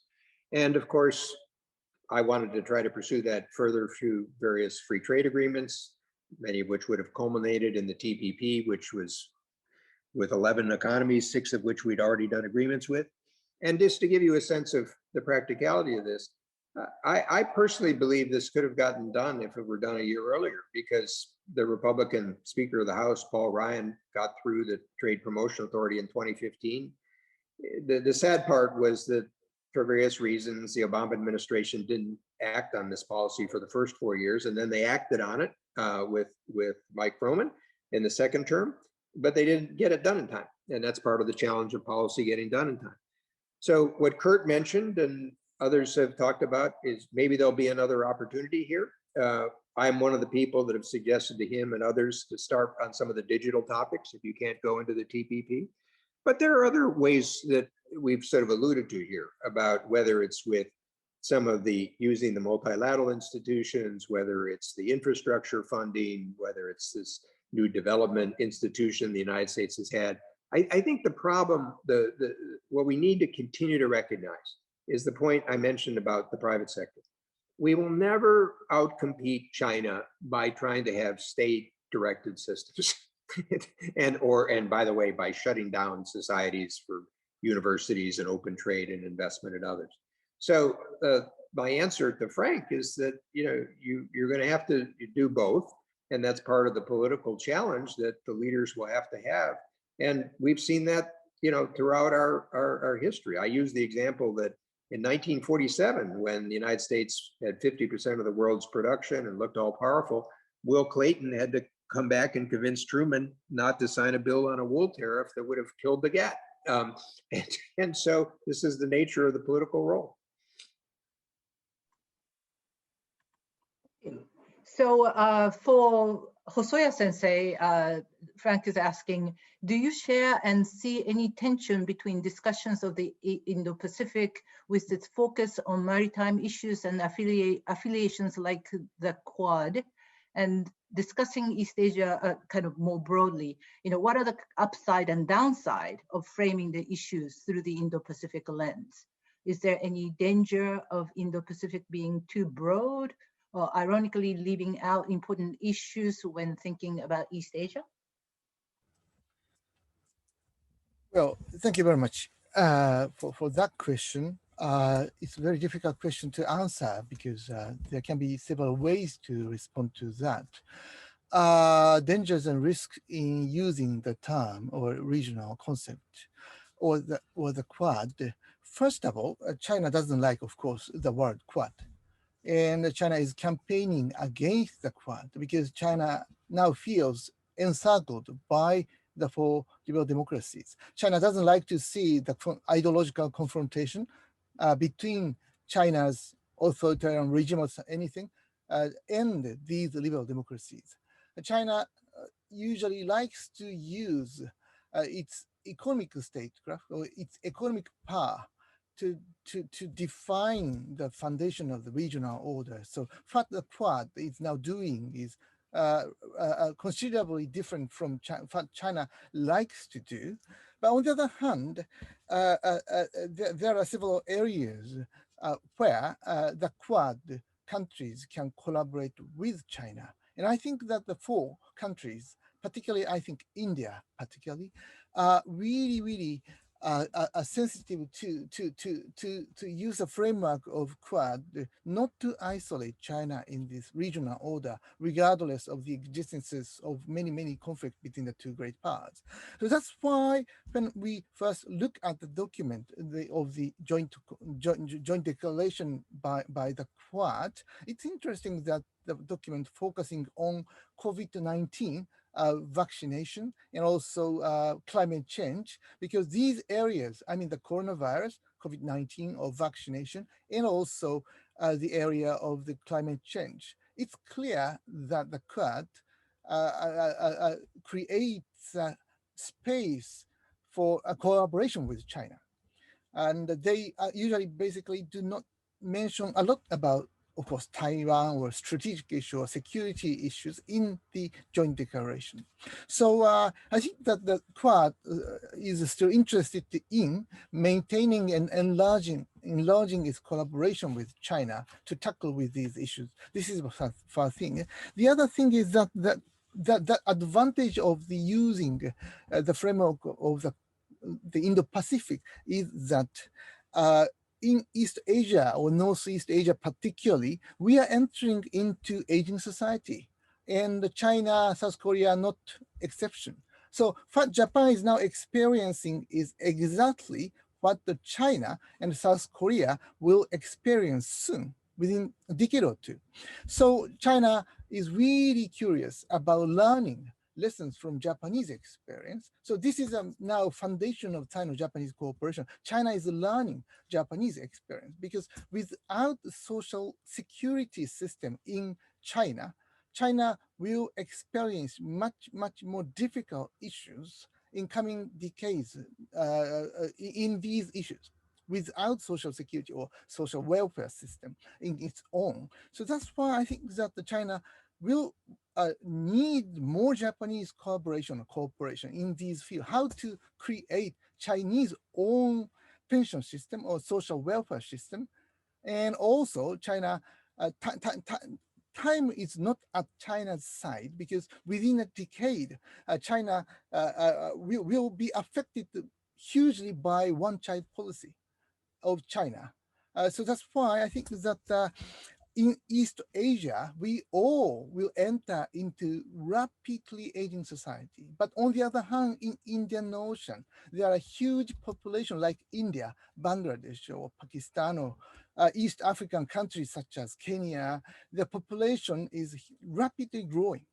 So they have population, or they have working labor force, but they don't have sufficient amount of financial resources and technologies. That's why we can switch and transfer our technologies and financial resources from East Asia to Indian Ocean Rim countries. And then we could enjoy soon much further economic growth with these new conditions. And this is exactly what Japan did in Southeast Asia 2 or 3 decades before. So Japan is now enlarging its way of encouraging them to be more prosperous to these regions, Indian Pacific Rim, Indian Ocean Rim countries. So I think this is a new trend, and I think Japan is quite wise to try to link Japanese economy with these emerging market, emerging powers in the Indian Ocean. So this is a new trend. So China can also benefit from that new framework.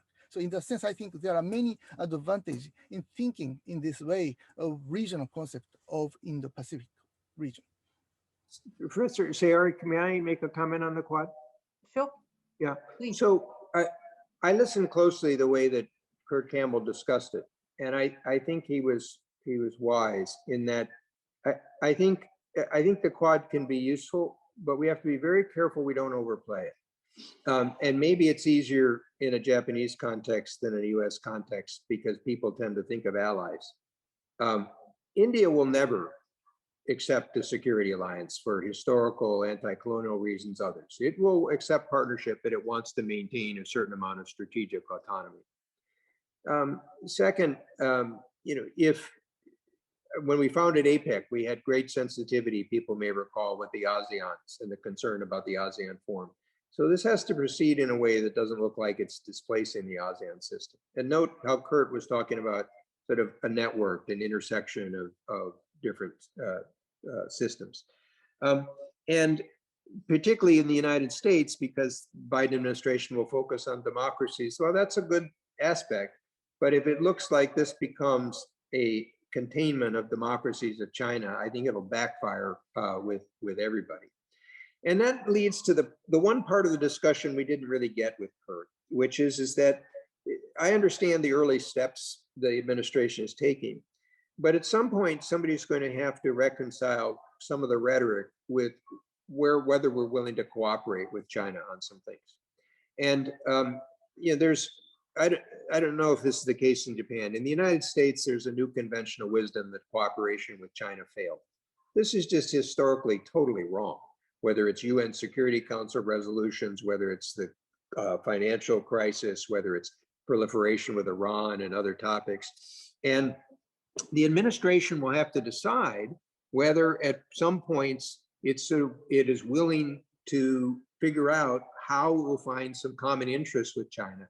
Because to be frank, some of the rhetoric that came out of the early hearings, it's not a surprise that you got the reaction that you got from the Chinese in Anchorage. The people should have expected this.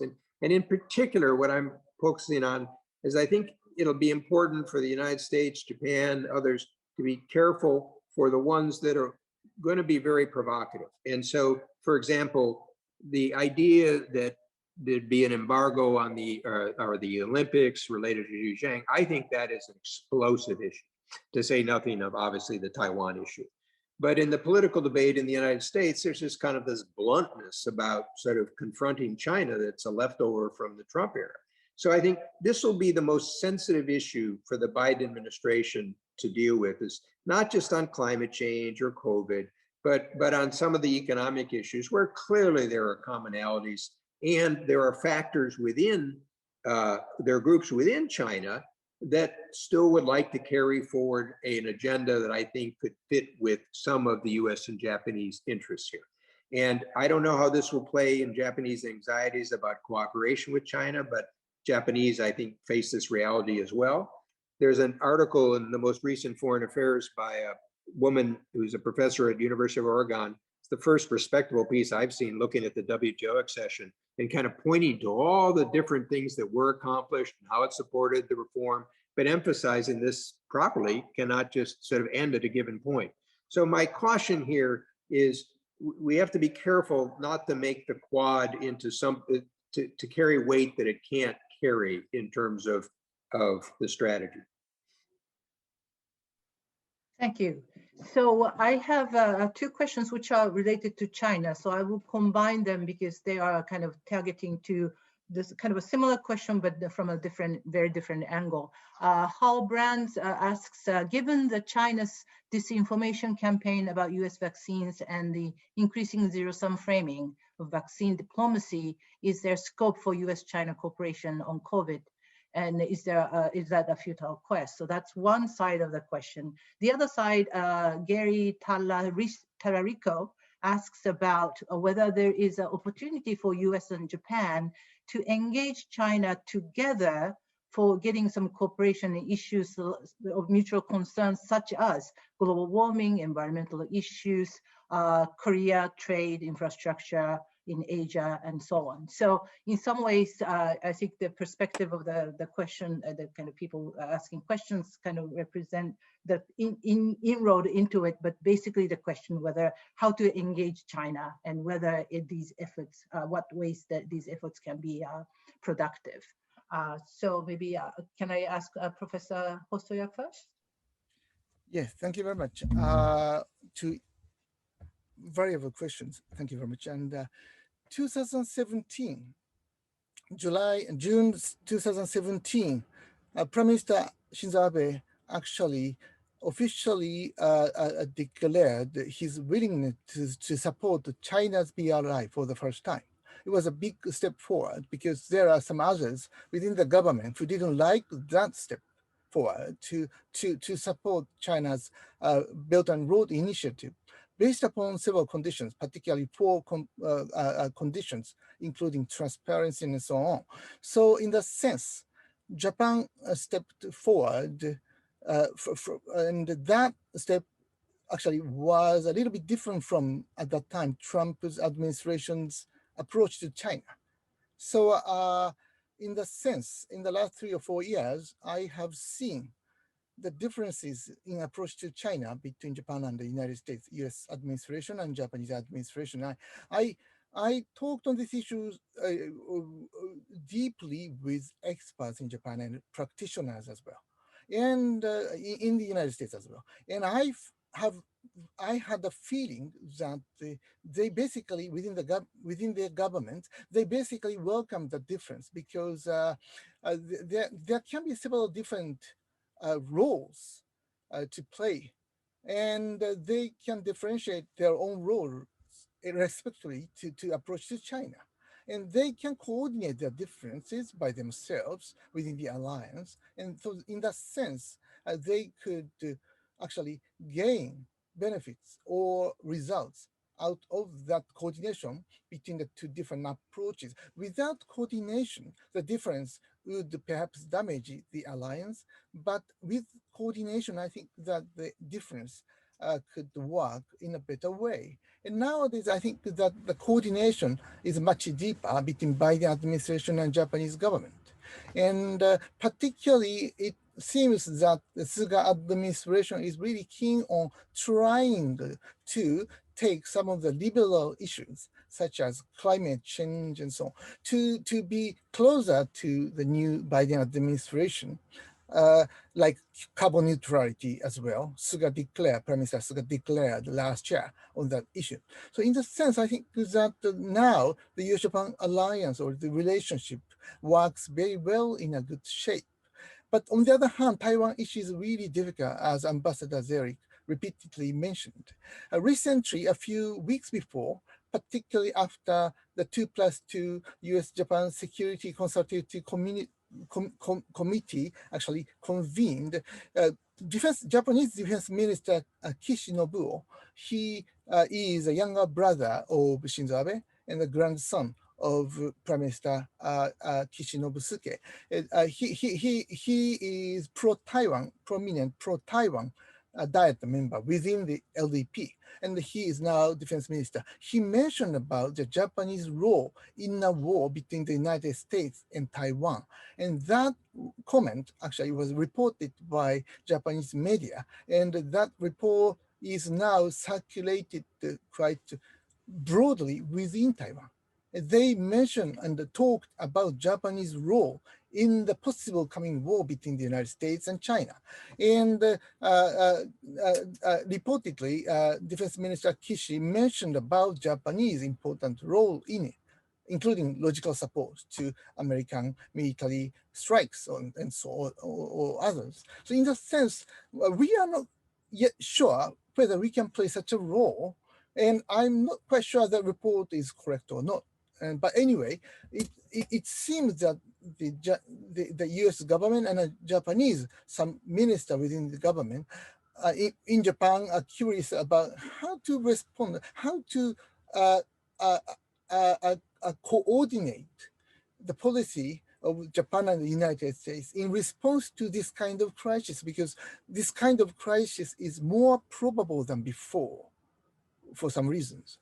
But on the other hand, Japan has so many limits in playing such a role. So that's why the Japanese, Japan needs to strategically think much more deeply on the issue of Taiwan in the coming years. But still, I think it is very sensitive, difficult issue to discuss within Japan on Taiwan issues. That's why still there are so many rooms for Japan to think about how to respond to this kind of crisis.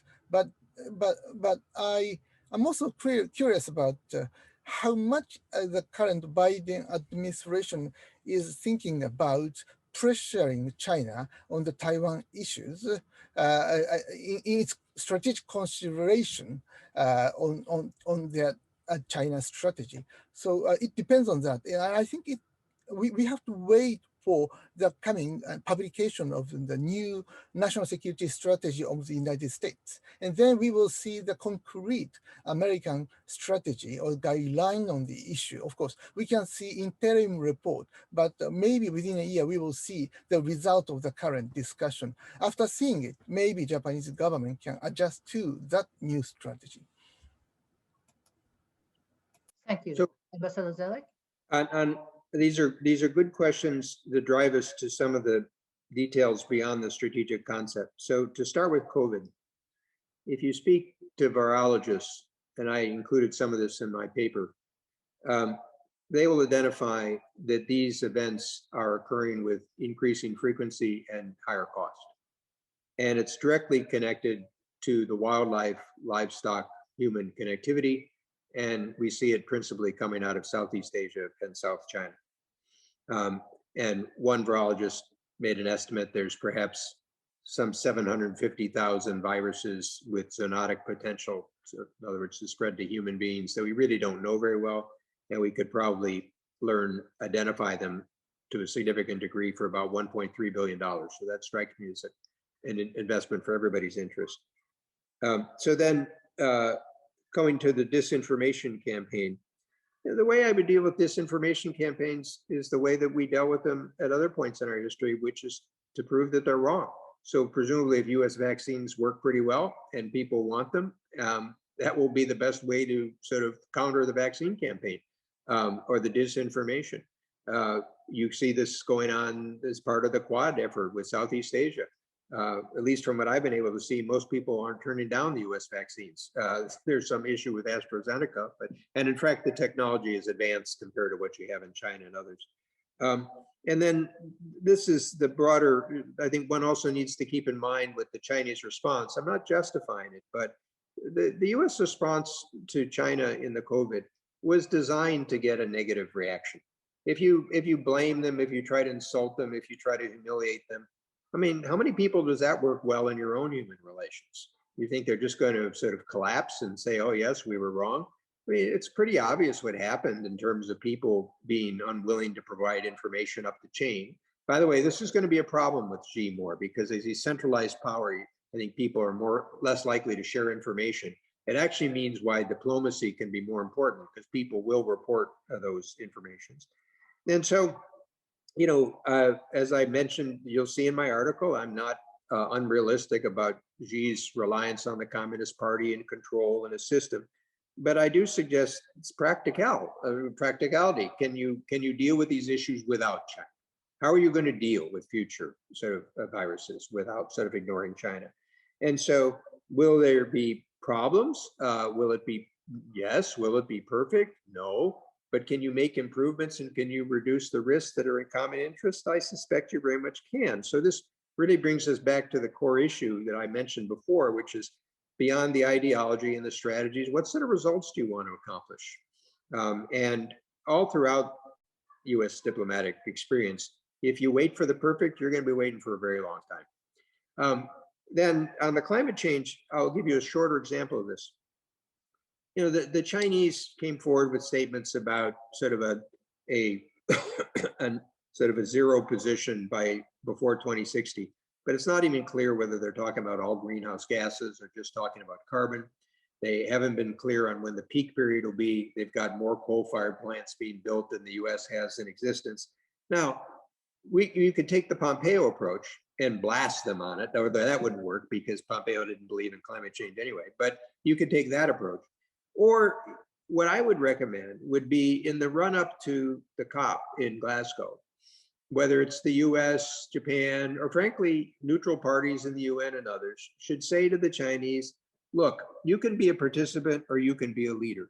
And you'll need to recognize you'll be asked these questions, the exact questions that I just pointed out about coal or sort of peak aspects.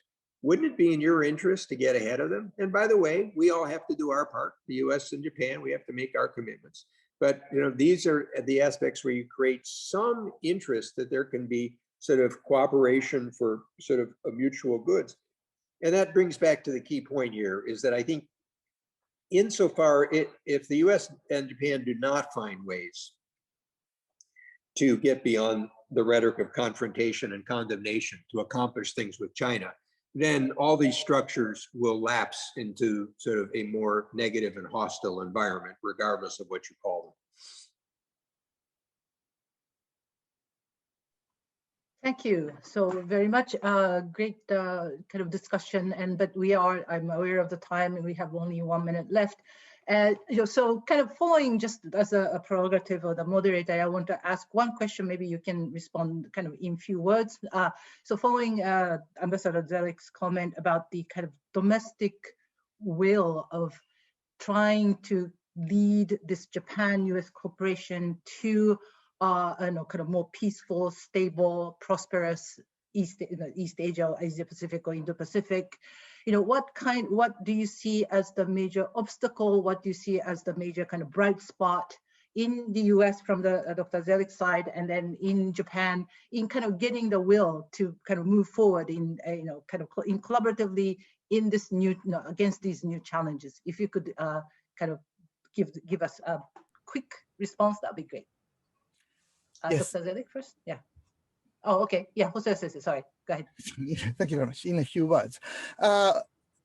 Stable politics is the foundation of a sound foreign policy, and Shinzo Abe could enjoy it but I'm not quite sure whether Japan can continue to have such a political stability within Japanese domestic politics. And so it depends on the result of the coming election in Japan.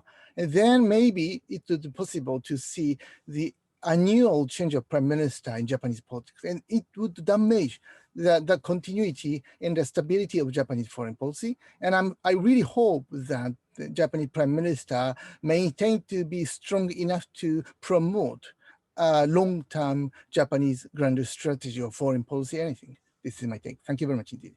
Okay, thank you. So Okay. on the US side, the irony is the one area in which there's bipartisanship in the United States seems to be our hostility to China. And following the policy that I mentioned of confrontation and condemnation. I think this will backfire for us on our own attitudes and our domestic policies. I think it'll backfire in the region, and I don't think it'll ultimately be effective with China.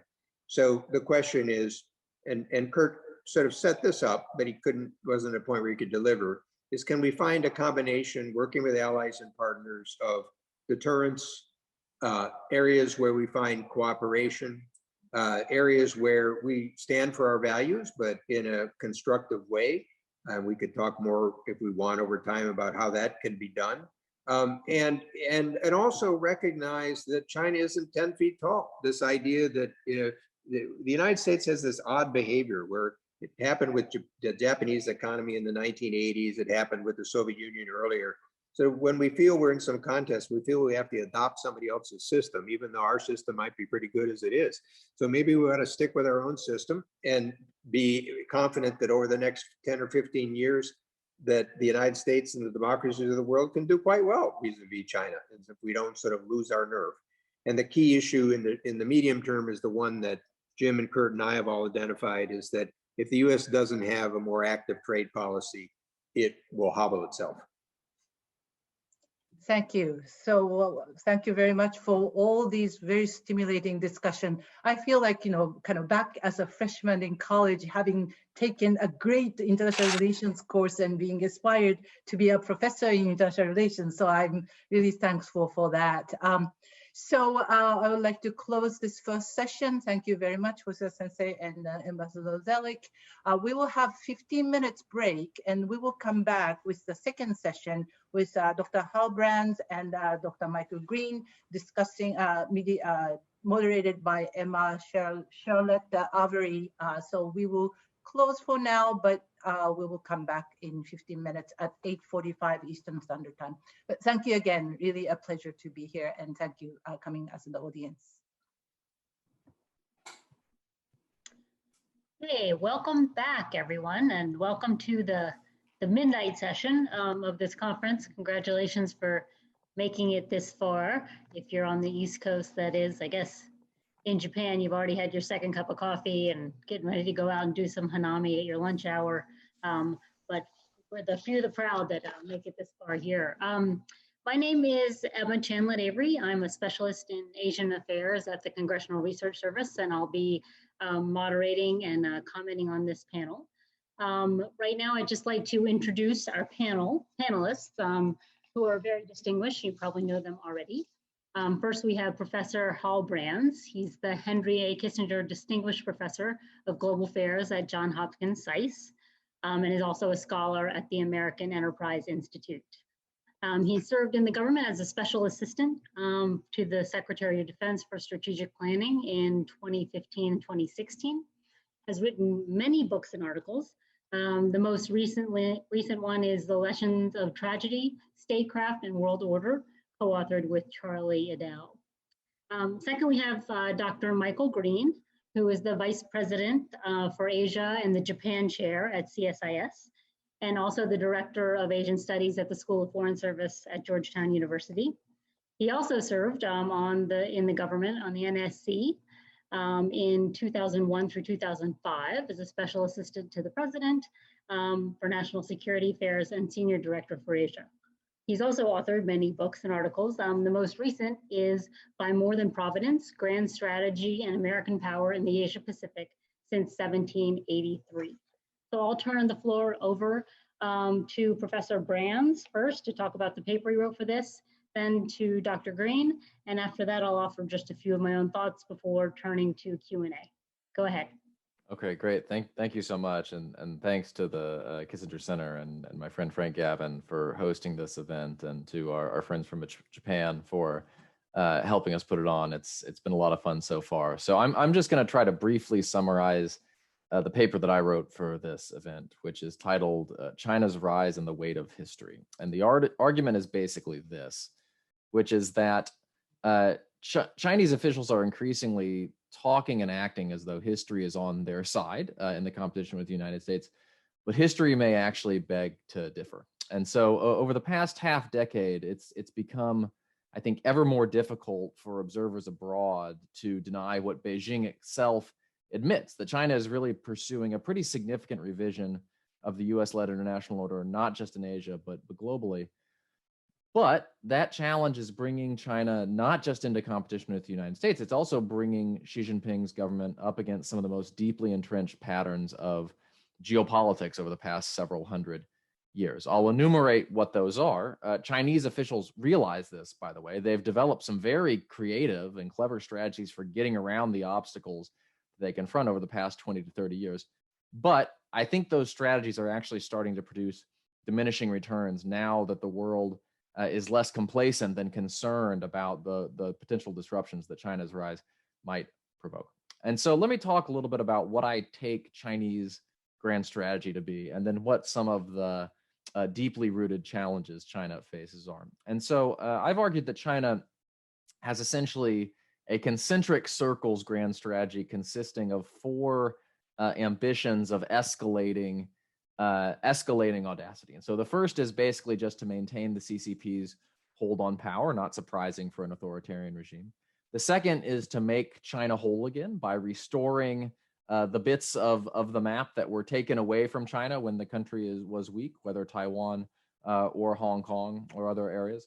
The third is to create what she has called Asia for Asians, basically a regional sphere of influence from which the United States is largely excluded.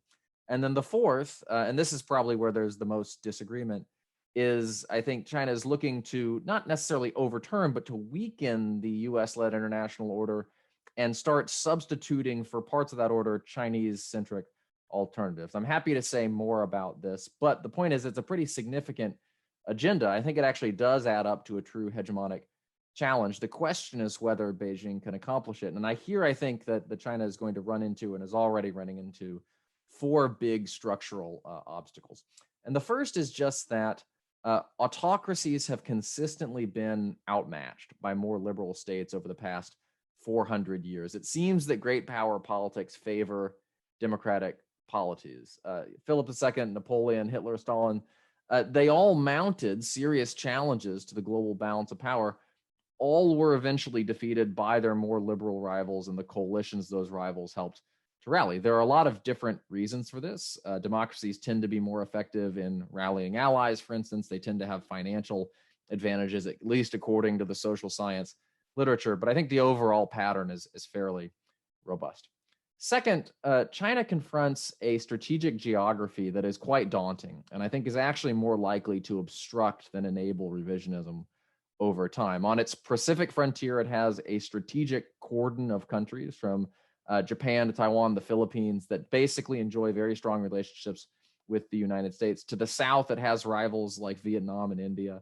It has Russia, obviously, to the north. The basic point here is that the United States can project power globally because it's surrounded by weak or friendly states, but China is ringed by countries that are comparatively formidable and in many cases are ill-disposed to its hegemony. And so simply by giving support to China's neighbors, as we see the United States doing in a variety of cases, it can create persistent insecurity and impose persistent costs along its competitors' frontiers.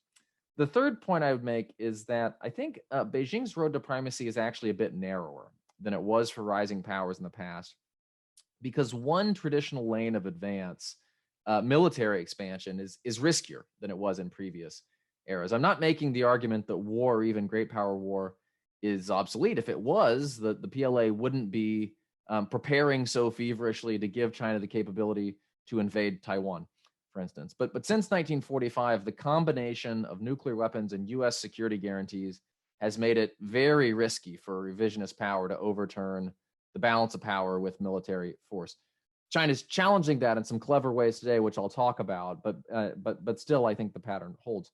And then finally, China may find that it has committed the #1 error of international politics over the past century, which is to invite the focused hostility of the United States. We often refer to China as the most formidable competitor that the United States has ever faced. And I think that may actually be true. What we sometimes forget in that equation is that the United States may be the most formidable competitor that the modern world has ever produced. And so during the 20th century, the United States or the coalitions it has participated in have decisively defeated a series of liberal powers, Germany twice, Japan, the Soviet Union, that challenged its vital interests. And there are a variety of reasons for this. The United States has lots of built-in geographic and economic advantages. It has to do with the nature of the American government and the way that has traditionally proven attractive to partner with from the perspective of other countries. It has to do with the fact that the very slowness with which America sometimes mobilizes to confront threats contributes to the single-mindedness with which it eventually combats them, and so on and so forth. But overall, this too has been a fairly robust pattern for the past 100 years or so. Now, I realize that all of this is somewhat out of character with my typical let's go hyperventilate about China spiel. And so I do want to make the point that none of this is written in stone. Chinese officials understand all of these obstacles. They've produced some marvelously inventive strategies for getting around them. And in fact, one way of looking at many of the strategies that China has pursued over the past decade or two or three, whether that's the efforts to foster innovation within an authoritarian system, the pursuit of coercion below the threshold of war and thus below sort of the Article 5 threshold of American alliances, the Belt and Road Initiative that's trying to reorient the strategic geography of Eurasia, or simply the effort to anesthetize the United States to the consequences of China's rise. A lot of these are efforts, or they can be seen as efforts to deal with these inherent disadvantages. And the fact that China was able to rise so far and so fast with so little resistance is, I think, a testament to the result that those strategies produced. There's also the minor fact that the United States occasionally seems these days to be on the verge of tearing itself apart. But I will say that many of these strategies, I think, worked better in an era of relative global complacency about China's rise than they do in the current environment of rising global alarm about China's rise. China is going to find it harder to avail itself of foreign intellectual property and technology transfer in the future than it has in the past. It's running into increased resistance from the Quad and other countries in the Indo-Pacific. It has succeeded in making the idea of competing with, perhaps confronting China, a source of bipartisan unity in the United States. The challenge from the American perspective of sort of rounding up the multilateral posse to deal with China from the position of strength is going to be hard, in part because of some of the reasons that Kurt and other folks have mentioned. But I think that process is underway. We can see it underway right now, as much of a long tooth-pulling exercise as it's going to be. This isn't to say that China's ambitions are hopeless. And in the coming years, I think there's going to be a pretty intense interaction between an America that is adapting its strategies to deal with the threat that China poses, and China, which is going to be adjusting its own approaches in light of that response. And so a lot of this is going to hinge on the quality of decisions that are made in Washington and Beijing and other capitals around the world.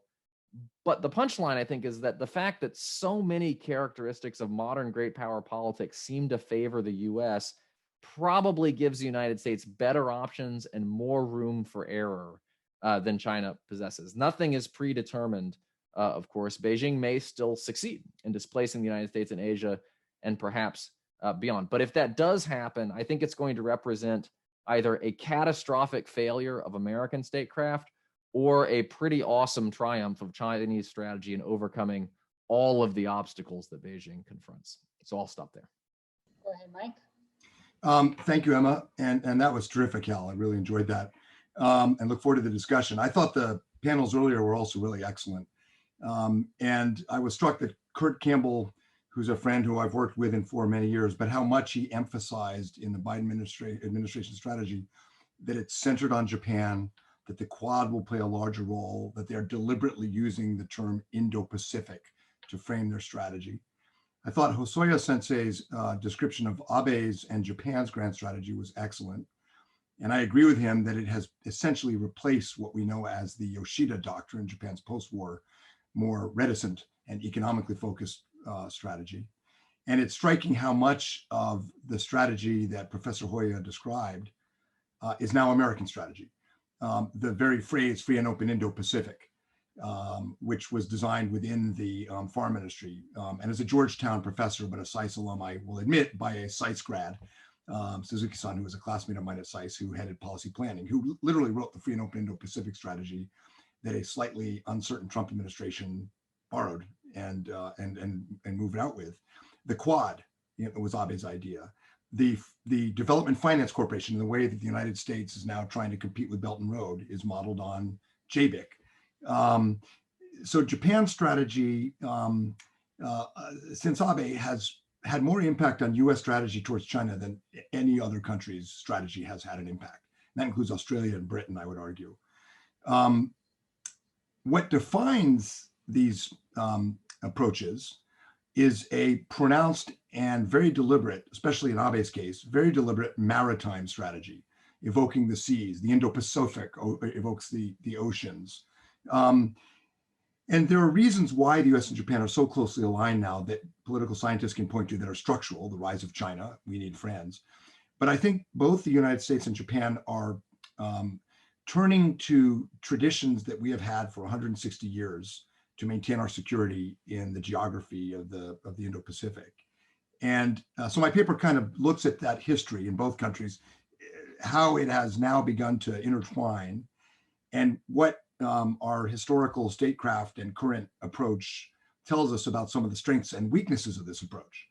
The US story begins in the 1850s with Commodore Matthew Perry, who, after opening Japan with his black ships, returned to New York and gave a series of speeches where he predicted that in the future, the US would secure its position against rival continental hegemons by aligning closely with Britain and Japan. So you have an early inkling of the Quad in the years before the American Civil War. And Alfred Thayer Mahan picked that idea up in the 1890s and said, no, it's going to be a Quad made up of the US, Britain, Japan, and Germany. So Mahan got that one a little bit wrong, but Germany was a rising Pacific naval power. The story on Japan begins around the same time that Perry is giving speeches in New York about his trip to Japan. Katsu Kaishu is being selected by the Tokugawa government to build Japan's first navy and create Japan's first naval academy in Nagasaki. And Sakamoto Ryoma, another prominent political figure in Japan at the time, a master swordsman, travels to Edo to assassinate him, to kill him, because of his adoption of Western learning.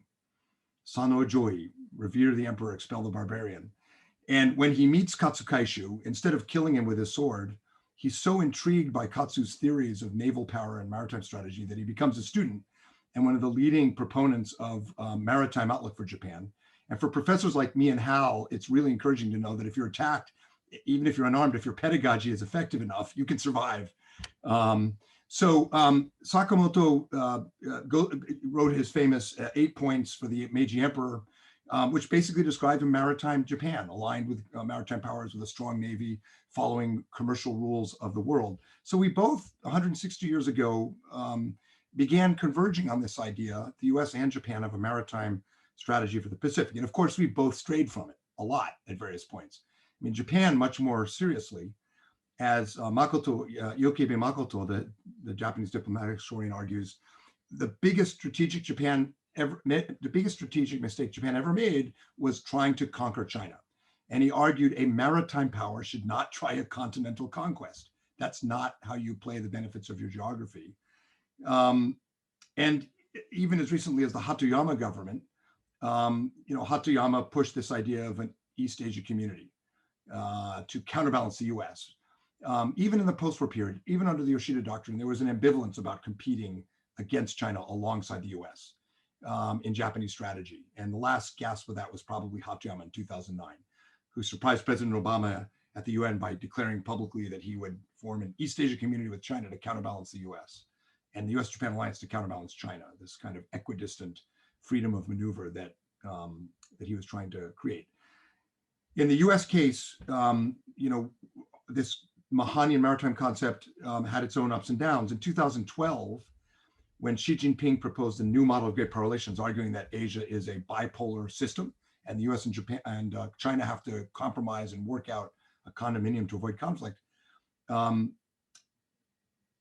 plurality of Americans in 2012 agreed with it. The Chicago Council asked in 2012, in the future, should we cooperate more with China to maintain order in Asia or with Japan? And a plurality of Americans said China in 2012. That was kind of the last gasp of the continentalists in America, because in 2018, when Chicago Council asked that question again, a large majority of Americans said we should cooperate with Japan, not China. And we did a survey at CSIS of thought leaders in the US where over 80% said work with Japan to manage China. So there really has been a kind of convergence, and in many ways, I'd argue a bipartisan consensus in both countries around this basically Mahanian maritime approach. And it's very deliberately evoked in how Abe describes about it, and very often in the US. What are the strengths and weaknesses? Let me list 4 of each very quickly, which I think are illustrated in history and are evident from some of our earlier speakers. The advantages. The first advantage of this approach for both the US and Japan is that we are harnessing the multipolarity within Asia.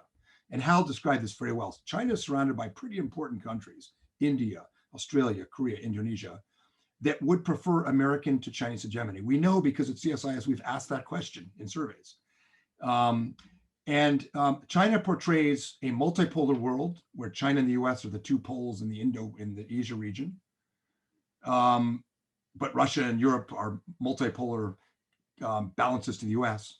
But that's wrong. That's wrong. And the advantage of this maritime approach centered on the Quad, on Japan, is that we are harnessing the multipolarity in Asia, the very front that China faces. Second advantage is, and I thought Kurt and his colleagues did this brilliantly, the Quad and the formulation now under Biden, it wasn't this way under Trump, but the formulation is that we are the group that will provide public goods. We're not asking ASEAN to join an alliance against China. We're giving you 1 billion doses of Johnson & Johnson vaccine.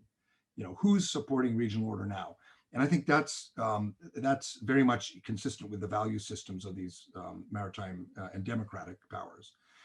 Third advantage is offshore denial. Mahan argued control of the sea lanes is what's critical. And you add up the US, Japan, Australia, and Indian Navy, China can't challenge that. Now, it's not a military alliance, but the cooperation is a reminder to China of the diminishing returns, as Hal put it, of pushing too hard and provoking too much counterbalancing. And fourth, I think that the Abe version of free and open Indo-Pacific included cooperation with China, cooperation on Belt and Road, cooperation on climate. The Biden version is hard-edged, hard-hitting, tougher rhetorically than Japan's, but is different from Trump in that it leaves open room for cooperation, which I think, as Bob Zelik said, is critical. The problems, 4. One is Korea. When you have a maritime power based on maritime democracies like the US, Australia, and India, what do you do with a country like Korea? It's a peninsula. It's both maritime and continental. It can't divorce itself from the continent of Asia. The Yalu River is not the East China Sea. So Korea, I would argue, is absolutely critical. Mahan, Perry, all of these maritime thinkers argued the US. Kennan, all of their acolytes argued stay off the continent, stay out of Korea. Japan, historically, when China's powerful, has retreated to the maritime domain. And Japan's relationship with Korea is a problem. So one thing that both the US and Japan in our strategy, and the Quad in a way doesn't help, have to figure out is Korea, which is absolutely critical now, strategically. Second one I won't go into because it's been very well covered by Kurt and Bob Zelik. How can you have a rules-based maritime trading state strategy when the largest of those states has no trade strategy? So Kurt said enough about that, and I hope he doesn't get in trouble, but he's right. The administration needs a trade strategy. Third, values. I was very struck by Kurt's comment that behind closed doors, the US and Japanese discussion on Myanmar and is a lot closer than it has ever been before. And in our surveys, when we asked in 16 countries how much the US should pressure China on human rights, and we asked this question of you know, the Halbrands and Mike Greens and Emmas of the world, thought leaders, foreign policy thinkers, 16 countries. The country where thought leaders are most likely to want to put pressure on China is not the US, it's not France, it's Japan. So there is a normative shift taking place, but Japan is going to approach this very, very differently. And we are not aligned on Myanmar, actually. And so the values piece of the free part of free and open, we have yet to figure out. And finally, and this is to provoke Hal a little bit, because his talk was excellent. I'm hoping this will get his back up. What is our theory of victory? Is it the collapse of the Chinese Communist Party? Is it shaping China so it can be a participant in this rules-based order? We don't have to answer that today or tomorrow or the next day, but if we're going to have a strategy that's aligned between the US and Japan and Australia and India and Korea and Europe, we have to decide what we're trying to do in terms of China's behavior. Can we shape it? Are we just defending ourselves? Is there a pathway to getting China back to what Bob Zelik called a responsible stakeholder? I would argue it's a very, very narrow pathway, but that option is still there. And that is not part of how we talk about strategy right now among the maritime democracies. So I'll end there, and maybe I didn't provoke Hal, but hopefully I did. Thanks. Okay, well, before you guys get into it, I've got a few comments to make. I want to thank SAIS for giving me this opportunity to read these two really excellent and engaging papers. I really enjoyed both of them, and I was struck by, before I start, I have to issue my own disclaimer too. The views I expressed tonight are my own, not those of the Congressional Research Service, or certainly not of the US Congress. But I was struck by how both of these papers sort of underscore the fragility of this moment now and potential peril of this moment and how we craft our strategy towards China. But I really appreciate that both of you put this sort of in a historical perspective or in a broader perspective, which was good to sit back and reflect on. So I'll just offer some very modest thoughts on this and then pose a few questions. Dr. Branson, reading your paper, I really found myself sort of going back and forth between being, optimistic and deeply pessimistic about where we're going in our strategy with China, because your paper really does illuminate all of the really clever and innovative and creative things that China has done. And you mentioned a couple of them, but the ones that struck me were, very effectively exploiting the status quo, for their own gain in the international system, taking advantage of US distractions in the Middle East, working at the margins to slide into more strategic positions, particularly in the maritime domain, taking advantage of our different US presidents' approach to them. When Obama wanted to cooperate on climate or North Korea, they were sort of, adjusting in the South China Sea. And when Donald Trump's administration did not emphasize human rights, they made moves in Xinjiang and in Hong Kong, as we know now. And they have used their geography. I mean, you point out that it could be a disadvantage, but by developing the Belt and Road Initiative, they've used that to sort of increase their strategic influence, their geostrategic influence, and secure resources for themselves. So, but as you said in your presentation, you land, however narrowly, on the US having the advantage here as a formidable foe once we're focused on our challenge. More room for error than China. So I broadly agree with that, but to be sort of play the devil's advocate and say how things could possibly go south, I'll just mention a few things. As you said, I'm paraphrasing, like autocrats pick fights, democracies win them. But in the interim, can that mean some sort of catastrophe and instability while you wait for that to work itself out? And if the United States actually comes to conflict and possibly war with China, my sense right now is that the US public has a very limited appetite for war, particularly after the decades of conflict in the Middle East. And maybe even particularly over Taiwan, if that's where we would really be in conflict. It's distant, it's far away from Americans, it's harder for people to be willing to spill blood and treasure for something somewhere so far across the world. As you point out too, we are economically very interdependent on one another, so that would mean economic pain for American consumers as well. I like your description of how, aggressive powers sort of build coalitions to counter them, which I think we've seen these initial moves through the Quad and elsewhere as promising. But I think we need to, it feels irresponsible to not mention the pandemic and the impact of that in a discussion now. I'm just not sure, it feels like a little bit like we're turning the corner in vaccine distribution and the change of leadership.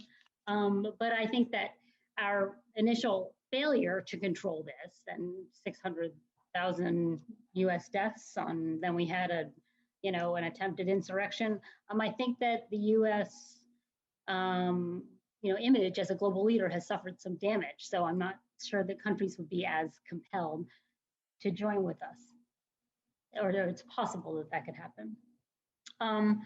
So turning to Mike's paper now, I really enjoyed the sort of succinct little historical jaunt through US and Japanese maritime strategic traditions and how you connected it to today's challenges. And I'll focus on the inheritance section that you mentioned and then just offer a couple of thoughts on those that you identified. I really agree wholeheartedly with what you identified as the limits or deficits of the Korean Open Indo-Pacific. The failure to engage with Korea and how they fit into this framework, I think is a problem. The lack of an economic component and the sort of dubious or questionable values linkage as part of the FOIP. On Korea and Japan and their really poor relations right now, I'm not going to veer anywhere into the blame game of how this came about, but I am hopeful that the new team in the United States will have some success in encouraging them to mend ties. And I've heard from Kurt today that Jake Sullivan was convening his counterparts in Korea and Japan to talk about their North Korea strategy. I have sensed a little bit from President Moon, some encouragement of improving ties with Japan. Prime Minister Suga doesn't come with the same baggage exactly to his position as Abe did, at least in South Koreans' view. So I hope that that can go in a better direction.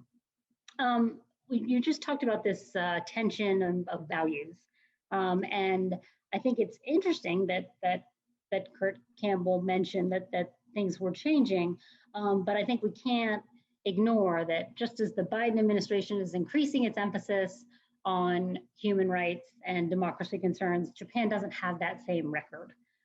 They've been, more willing to criticize China recently, but less so on ASEAN countries. Will Japan, are they willing to weigh in on evidence of extrajudicial killings in the Philippines, or repression of the freedom of expression in Vietnam, the abuse of power by the Thailand government, and treatment of the Rohingya by the Burmese military?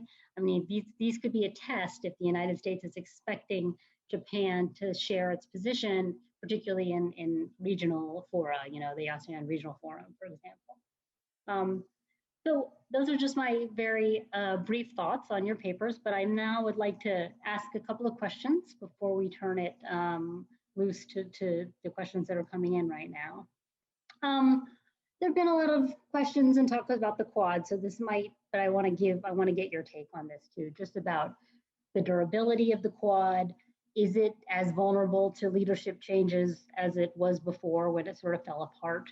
The roles for Korea, for Singapore, for others on an ad hoc basis.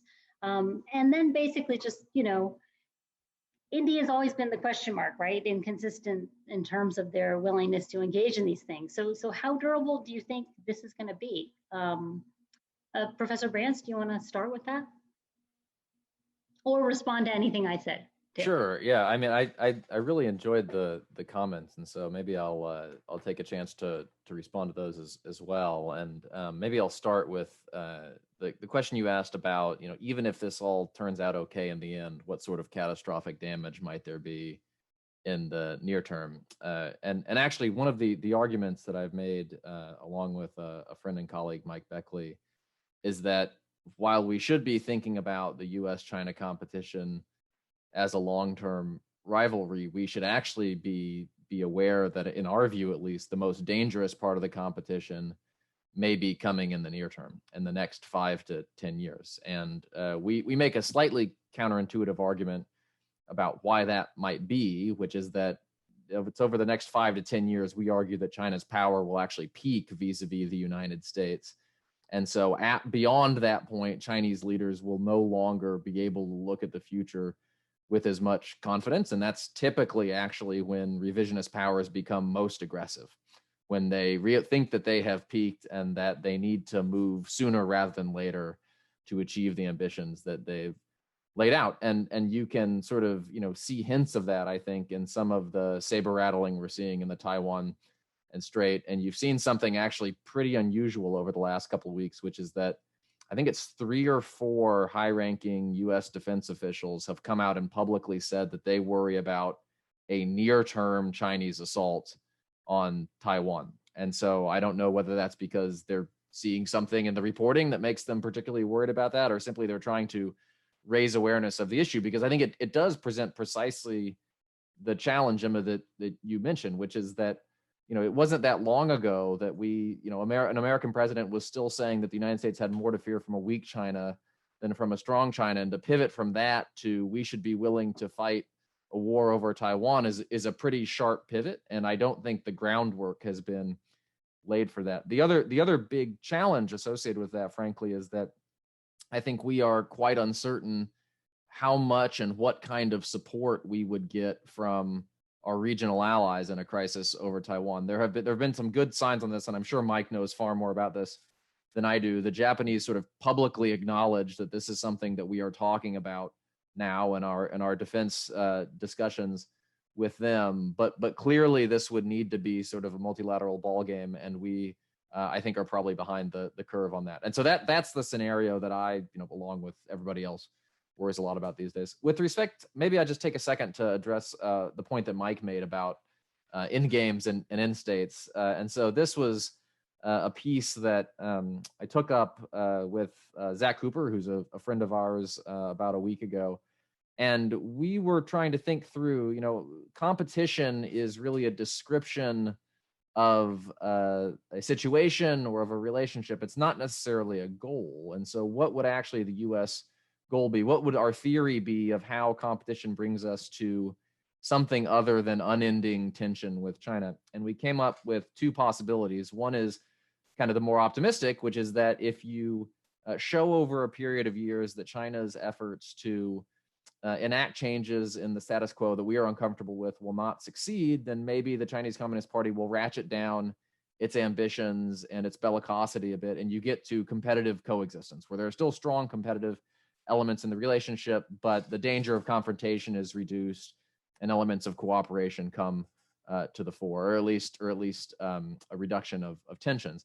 The second one is the more pessimistic, which basically argues that the challenge that China is putting forward to the international order today is kind of hardwired into the Chinese Communist Party, especially now that China has achieved a level of power sufficient to test the international system. And so that's going to continue until the regime fails in some way, either because it evolves into something different or because China's economic growth craters and it loses the ability to challenge the international order.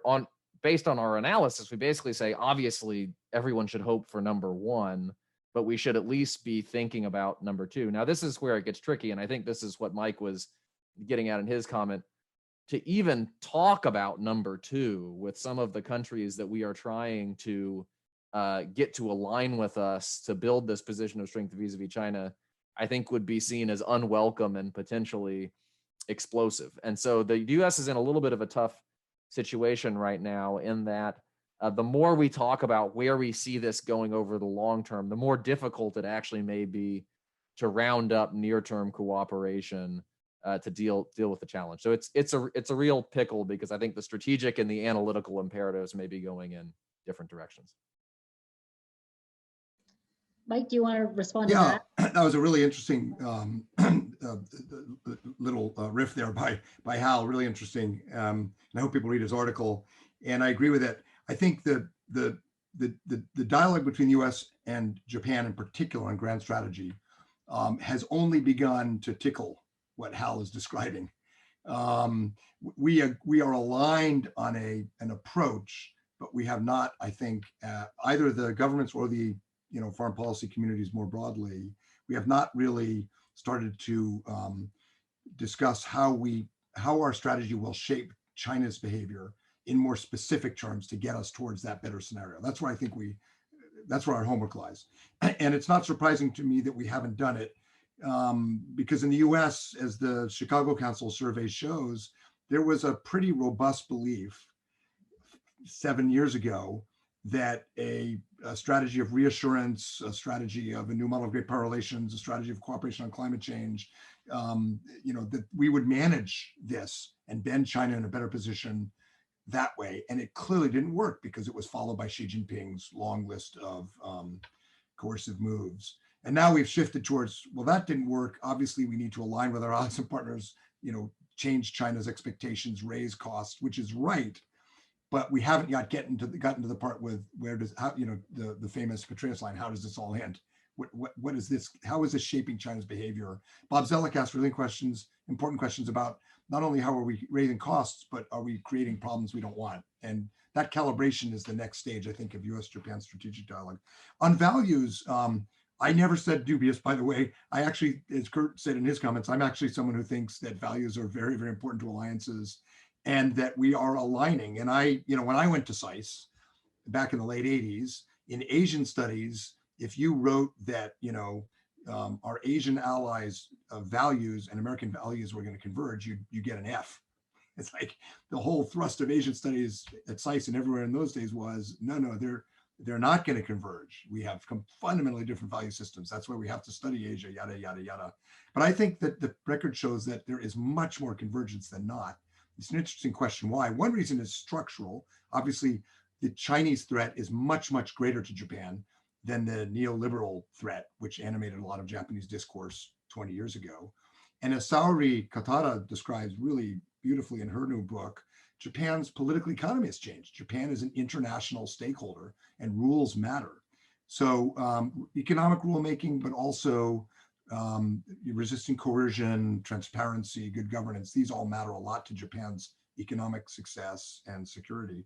And I think in very important ways, there's now an LDP caucus for human rights. There was never anything like that before. Japan is spending hundreds of millions of dollars a year now on democracy support. That never used to happen. But Japan's not the US. Japan is not going to put out, there's no Freedom House in Japan. There's no National Endowment for Democracy in Japan. Those voices in Japan have historically not been loud. So it is going to be a different approach. And I used to hate it when Japanese friends would say, we'll have a good cop, bad cop approach. You beat up everybody for human rights and we'll trade with them and maintain relations, which is good for everyone and makes us money. And I was like, no, that's not fair. That's not fair.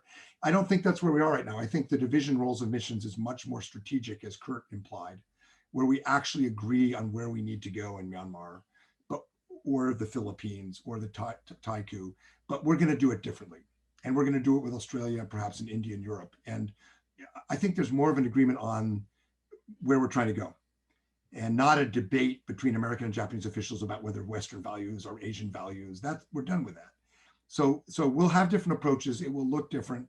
But this also is fairly new, frankly, because as you pointed out, Emma, the Trump administration didn't do human rights and democracy, except, in Xinjiang and Hong Kong, except against China or Cuba. So this is also an area where the US and Japan have got to align our strategic dialogue and how we do roles and missions to support the free part of free and open Indo-Pacific.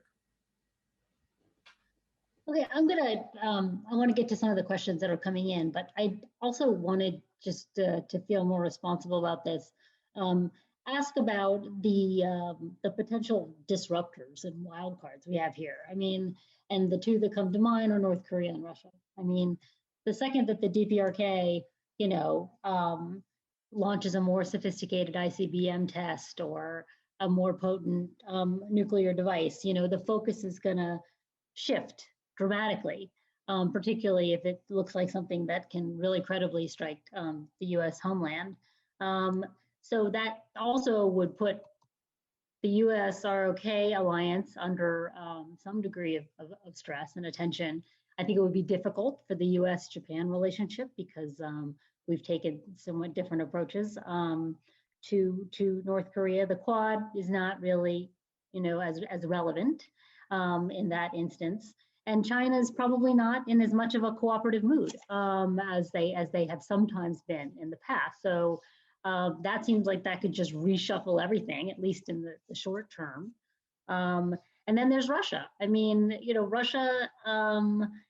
I think that Professor Brands, you mentioned this somewhat, that perhaps though China and Russia are destined, to turn more towards rivalry, but right now they've got a degree of cooperation going on. Russia doesn't have an interest in global stability. A reorder of the international, system could be to their benefit. So predictions on what a DPRK provocation, like a significant one, would be, and any thoughts of where Russia's going in this scenario, because I think we can't ignore those factors. Why don't I start with DPRK, since I was lashed to that wheel for many decades in the government and succeeded brilliantly at denuclearizing North Korea along with all my colleagues in multiple administrations. I think it's likely North Korea is going to keep escalating missile provocations. That's what they do. We're not taking them seriously enough, and they want sanctions lifting, but they also want to keep their nuclear weapons. And that's why we're not engaging them at high levels, because the Biden administration knows that, the negotiations will not be successful. So, one thing we can also count on is if there's a North Korean missile, increasing missile provocations, and particularly if there's a nuclear cooperation, that's usually how Japan-Korea relations get fixed. So we thank Pyongyang for that. And what typically happens, and Scott Snyder describes this well in his last book, but what typically happens is there's a crisis, the US and Japan and Korea national security professionals sort of take charge because they are concerned more about North Korea than the history issues and political problems. And they kind of own the agenda, and we cooperate. And then everyone goes around their business about their business. And I think the next time there is a major North Korean provocation, a serious one, ICBM, a variant of the missile that's threatening Japan, or a nuclear test. I think the Biden administration has an opportunity to turn it into a permanent thing, like they did with the Quad. And in 2010, Secretary of State Clinton and her Japanese and Korean counterparts, after the Cheonan attack and a series of really horrific North Korean provocations, they came very close to issuing a collective security statement, saying an attack on any of us is an attack on all of us. And if that is what comes out of a North Korea missile threat, that's quite a powerful demonstration that the US, Korea, and Japan have very strong shared interests and common destiny. So, there's almost certainly going to be missile provocations. There will likely be strong US, Japan, Korea trilateral.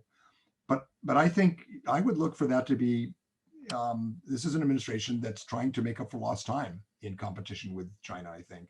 And I think they would look at that as not just a crisis, but an opportunity to really start solidifying in ways that don't just fade trilateral cooperation with Korea. That's what's, to me, in many ways, after trade, the weakest part of FOIP is the Korea piece. And we're not going to have one collective security arrangement. It's going to be variable geometry with all kinds of organizations, forums, alliances, as Kurt said. The missing piece in that is really the US, Japan, Korea triangular piece. And I think we should grab every opportunity North Korea gives us to solidify that. So I'll just, briefly say amen to what Mike said on Korea, because I think what was interesting about the Quad vaccine initiative is that it's cooperation between countries that are challenged by China that doesn't necessarily look like a frontal challenge to China. And I think that is the name of the game in a lot of cases. And that's the opportunity that will emerge in the way that Mike said. With respect to Russia and China, I am fairly confident that over the long term, the Russia-China alignment is not going to last. I'm also quite confident that it's not going to change over the near term. And I think there's all sorts of reasons to be skeptical about how long this thing will endure, from the fact that, the Russians kind of do this once every couple generations and do their own pivot to the Pacific. before those relationships start to fray, from all the historical tensions, from the fact that these are two big autocratic powers that share a long land border, and that just historically has been a very difficult situation to navigate, to the fact that the Russian-Chinese relations have often been very leader dependent, and so that might raise question marks about what happens after Putin and Xi pass from the scene. But the convergence is pretty solid at the moment, both for geopolitical reasons, in the sense that both countries, I think, see the United States as their greatest geopolitical challenge, and for ideological reasons, and that both are authoritarian powers trying to make it in a world that's been run according to liberal principles for a while. So I think the way that I've sometimes talked about this is that this will continue, and I think there are actually real benefits for the Russians and the Chinese there. Just the fact that neither of them has to particularly worry about security threats along their shared frontier is a huge net plus, a huge strategic net plus, a huge military net plus, when you compare it, for instance, to the proportion of the Red Army that was being stationed along the Chinese frontier in the 1970s and 1980s. This is going to continue until things either get much better or much worse. And so much worse in the sense that if from American perspective, worst case projections of Chinese growth and assertiveness bear out, then that power differential between Russia and China is going to become increasingly pronounced as well, in some ways that I think will make the Russians increasingly nervous. Or much better, in the sense that the Russians eventually find that the policy of confrontation they're pursuing towards the United States and NATO and the West is not paying dividends, and so maybe they should take a different approach. That's probably going to require a generational change in leadership in Moscow, I would imagine. And so we're talking about something that's 10 to 15 years at least in the future. And the hard reality, I think, is that in the meantime, there's not a whole lot we can do to accelerate any divisions in the relationship. I mean, maybe there are a few things around the edges, but I think unfortunately it's just going to be sort of a matter of waiting. It took, we were talking about a wedge strategy vis-a-vis China and the Soviet Union starting in about 1949, and it took about a quarter century for that to come about, and we may be in a similar place today. Well, reinforces the notion that in the near term, in the interim, we have to be careful. I'm going to get to a couple of questions now that are coming up.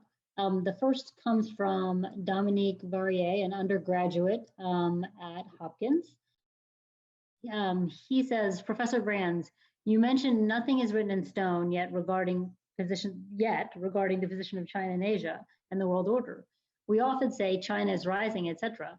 But if China was to succeed, in quotes, what would this look like? Essentially, what would a China-led US displaced Asia look like? Well, I should probably phone a friend and ask Professor Lind, who's going to be speaking tomorrow night, to talk to this, because she wrote by far the best piece on this. But I think what we would see, just to plagiarize from her, is that essentially China would try to organize East Asia into a semi-exclusive sphere of influence in the way that great powers have long done. And so you would increasingly see the region's economy become more Beijing-centric, where preferential trade deals pull commerce toward Beijing and investment flows outward from Beijing, most likely. You would probably see the Chinese government become more active in intervening and interfering in the politics of neighboring countries as a way of privileging actors who are deemed to be favorable to Chinese security interests. And you would see not necessarily, a wave of conquest a la, the 1930s. What you might see, though, is that China would increasingly try to exert, what's sometimes called veto power over the security choices and the security alignments of countries in its region. And so when Xi Jinping talks about Asia for Asians, I imagine what he has in mind is a region where US alliances with countries in the first island chain, for instance, are either severed or they've become dead letters. And countries, the Philippines, Australia, Japan, the first question they have to ask about any major geopolitical move they make is, will this please or displease Beijing? This is actually kind of a familiar playbook, as Ginny points out in her article, and you can see parallels in things that the United States did around the Caribbean Basin in the late 19th and early 20th centuries. But the way that great powers pursue spheres of influence is usually shaped by the characteristics of the country and the characteristics of the regime. And so the fact that China is obviously run by an authoritarian regime, which has, you know, a particular approach to economic statecraft, would surely inflect the way that Beijing sets up its sphere of influence in the Western Pacific. Well, I love a good Jenny Lin plug. Let me go to the next question here. Ben Self, and I'll pose it to Mike. Ben Self asks, Japan's approach to China was seikei bunri since the 1950s. Under Koizumi, there was the period of hot economics, cold politics. Even now, we hear that Japan wants to hedge against the military threat, but is not interested in decoupling. Can and will Japan cease supporting China's gain in relative power?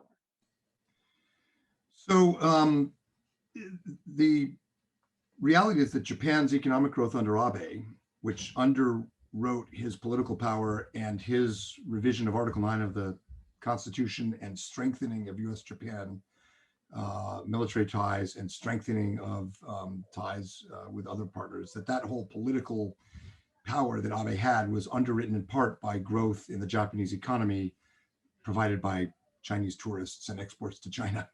So that has not changed at all, or it's only changed a little bit. There's no support for decoupling in Japan. About 20% of Japanese support decoupling in our surveys.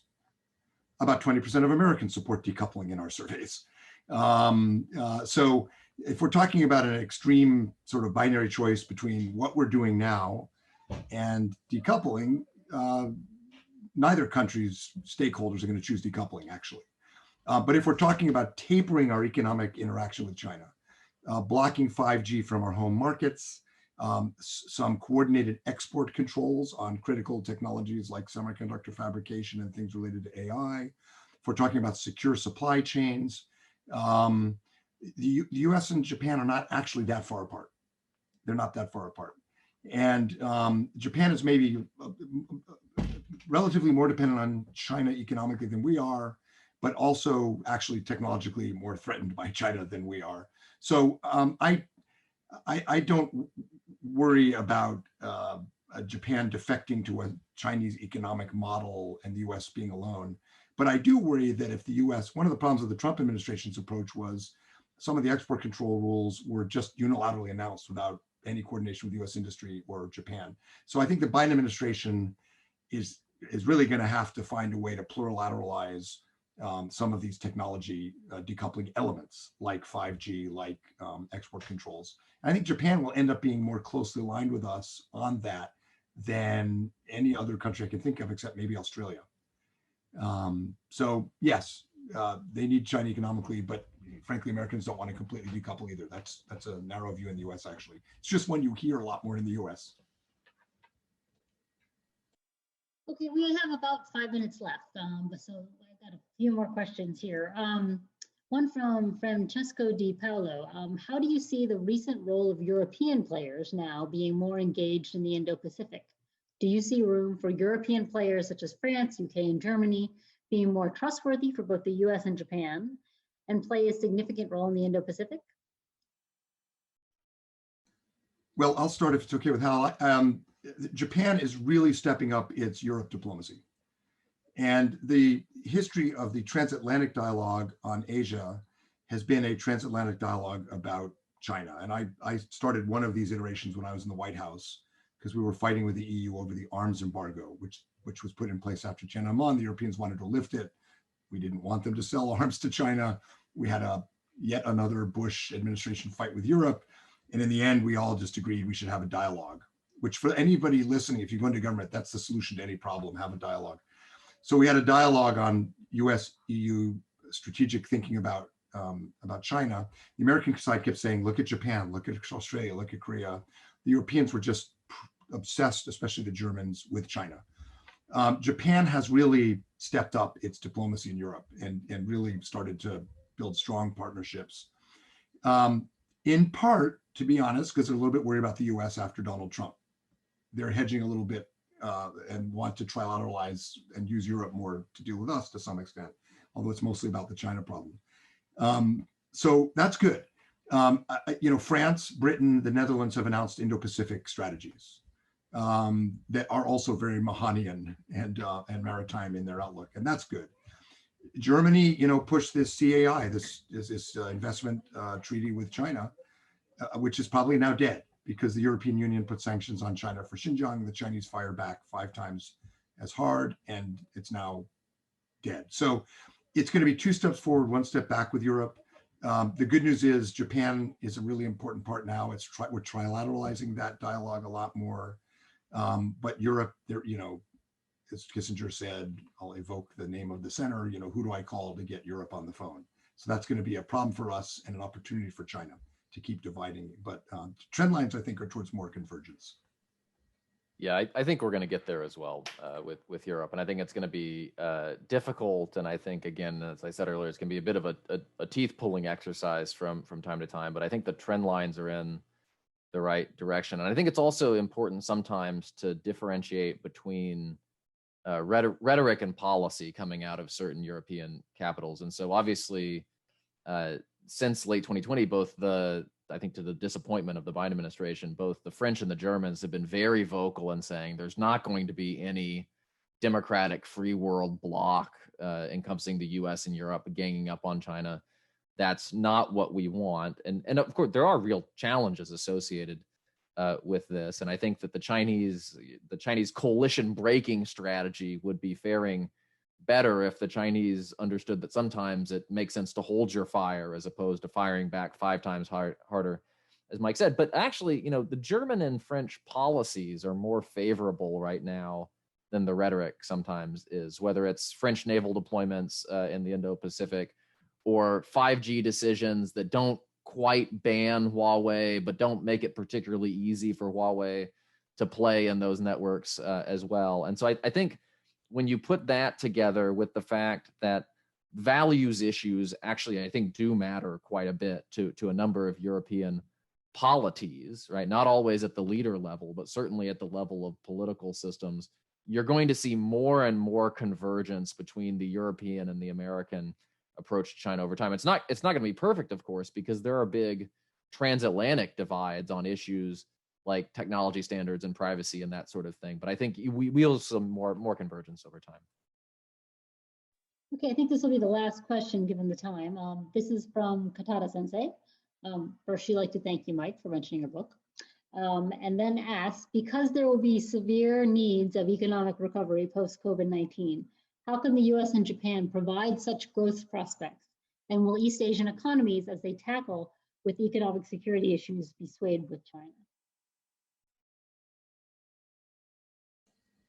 Well, I personally think that President Biden's emphasis on democracy is right for this moment in American history after what happened on January 6th. And I admire the way he has tried to build bipartisan ties to Republicans, as Kurt described, like Dan Sullivan and Lisa Murkowski and others. He's a man of the Senate, but it is a very different Senate, but he's trying because he knows that unity is strength. So democracy is the right frame for our foreign policy, given what we've gone through, given Russian interference. But I also think it's important in our ability to have a secure and prosperous and safe world. China and Russia are exploiting weak governance, poor democracy to undermine states, to undermine our alliances, to bribe and build leadership, elite capture, it's called, where they're sort of buying countries out from under us because they're not democratic, they're not transparent. So we have a real, I think, national security stake in supporting good governance, good democracy, women's empowerment, transparency. It's not just a fanciful, idealistic thing. And Japan does too, and Europe does. And a summit or some bloc where you're either in or out is going to be a nightmare at the end of the day. It's a good campaign device because it sort of shows what you want to do. So it's really going to be about how we build the case for democracy. And part of that, to get to the economic point, is I think the US and Japan and Europe and Canada and Australia, I think we have to get back to explaining that democracy works, not just because we can provide vaccines, but because we can chart a path for market-based but sustainable and inclusive growth. And after the financial crisis in 2009 and 10, the Obama administration and APEC and elsewhere started with allies building the case for sustainable and inclusive growth. And I think that is the answer to Katada Sensei. We in Japan, Europe, Canada, Australia, Korea, we need to start building a narrative and a set of policies internationally for democracies that deliver growth that is different because it's inclusive, it's sustainable, it's friendly to the environment and women and labor and so forth. And by the way, she has a great book. I'll just very briefly, because I think it's been said. I mean, I think this, Mike is exactly right. This is obviously the question mark in the Biden administration strategy. And so the next big move, I think, is figuring out if it's not TPP or, if it's not CPTPP or some other trade deal, can you get there doing the narrower sectoral stuff that Kurt and others have talked about, or do you need something bigger than that? And I would expect and hope to see more on that within the next few months. Great, thank you both for those questions. And I'm going to turn it over to Professor Gavin now for some concluding remarks. Thank you very much, Emma. And I just want to thank everyone. It was a terrific start, I think, to the workshop, a great conversation between Kurt and Jim, and then two really fascinating panels with great presentations and really terrific discussion and moderation. So thank you. And we invite you all and look forward to seeing you again tomorrow evening at 6:30, same place for two final terrific panels. So thank you very much for a great start of the first day. We look forward to seeing you tomorrow.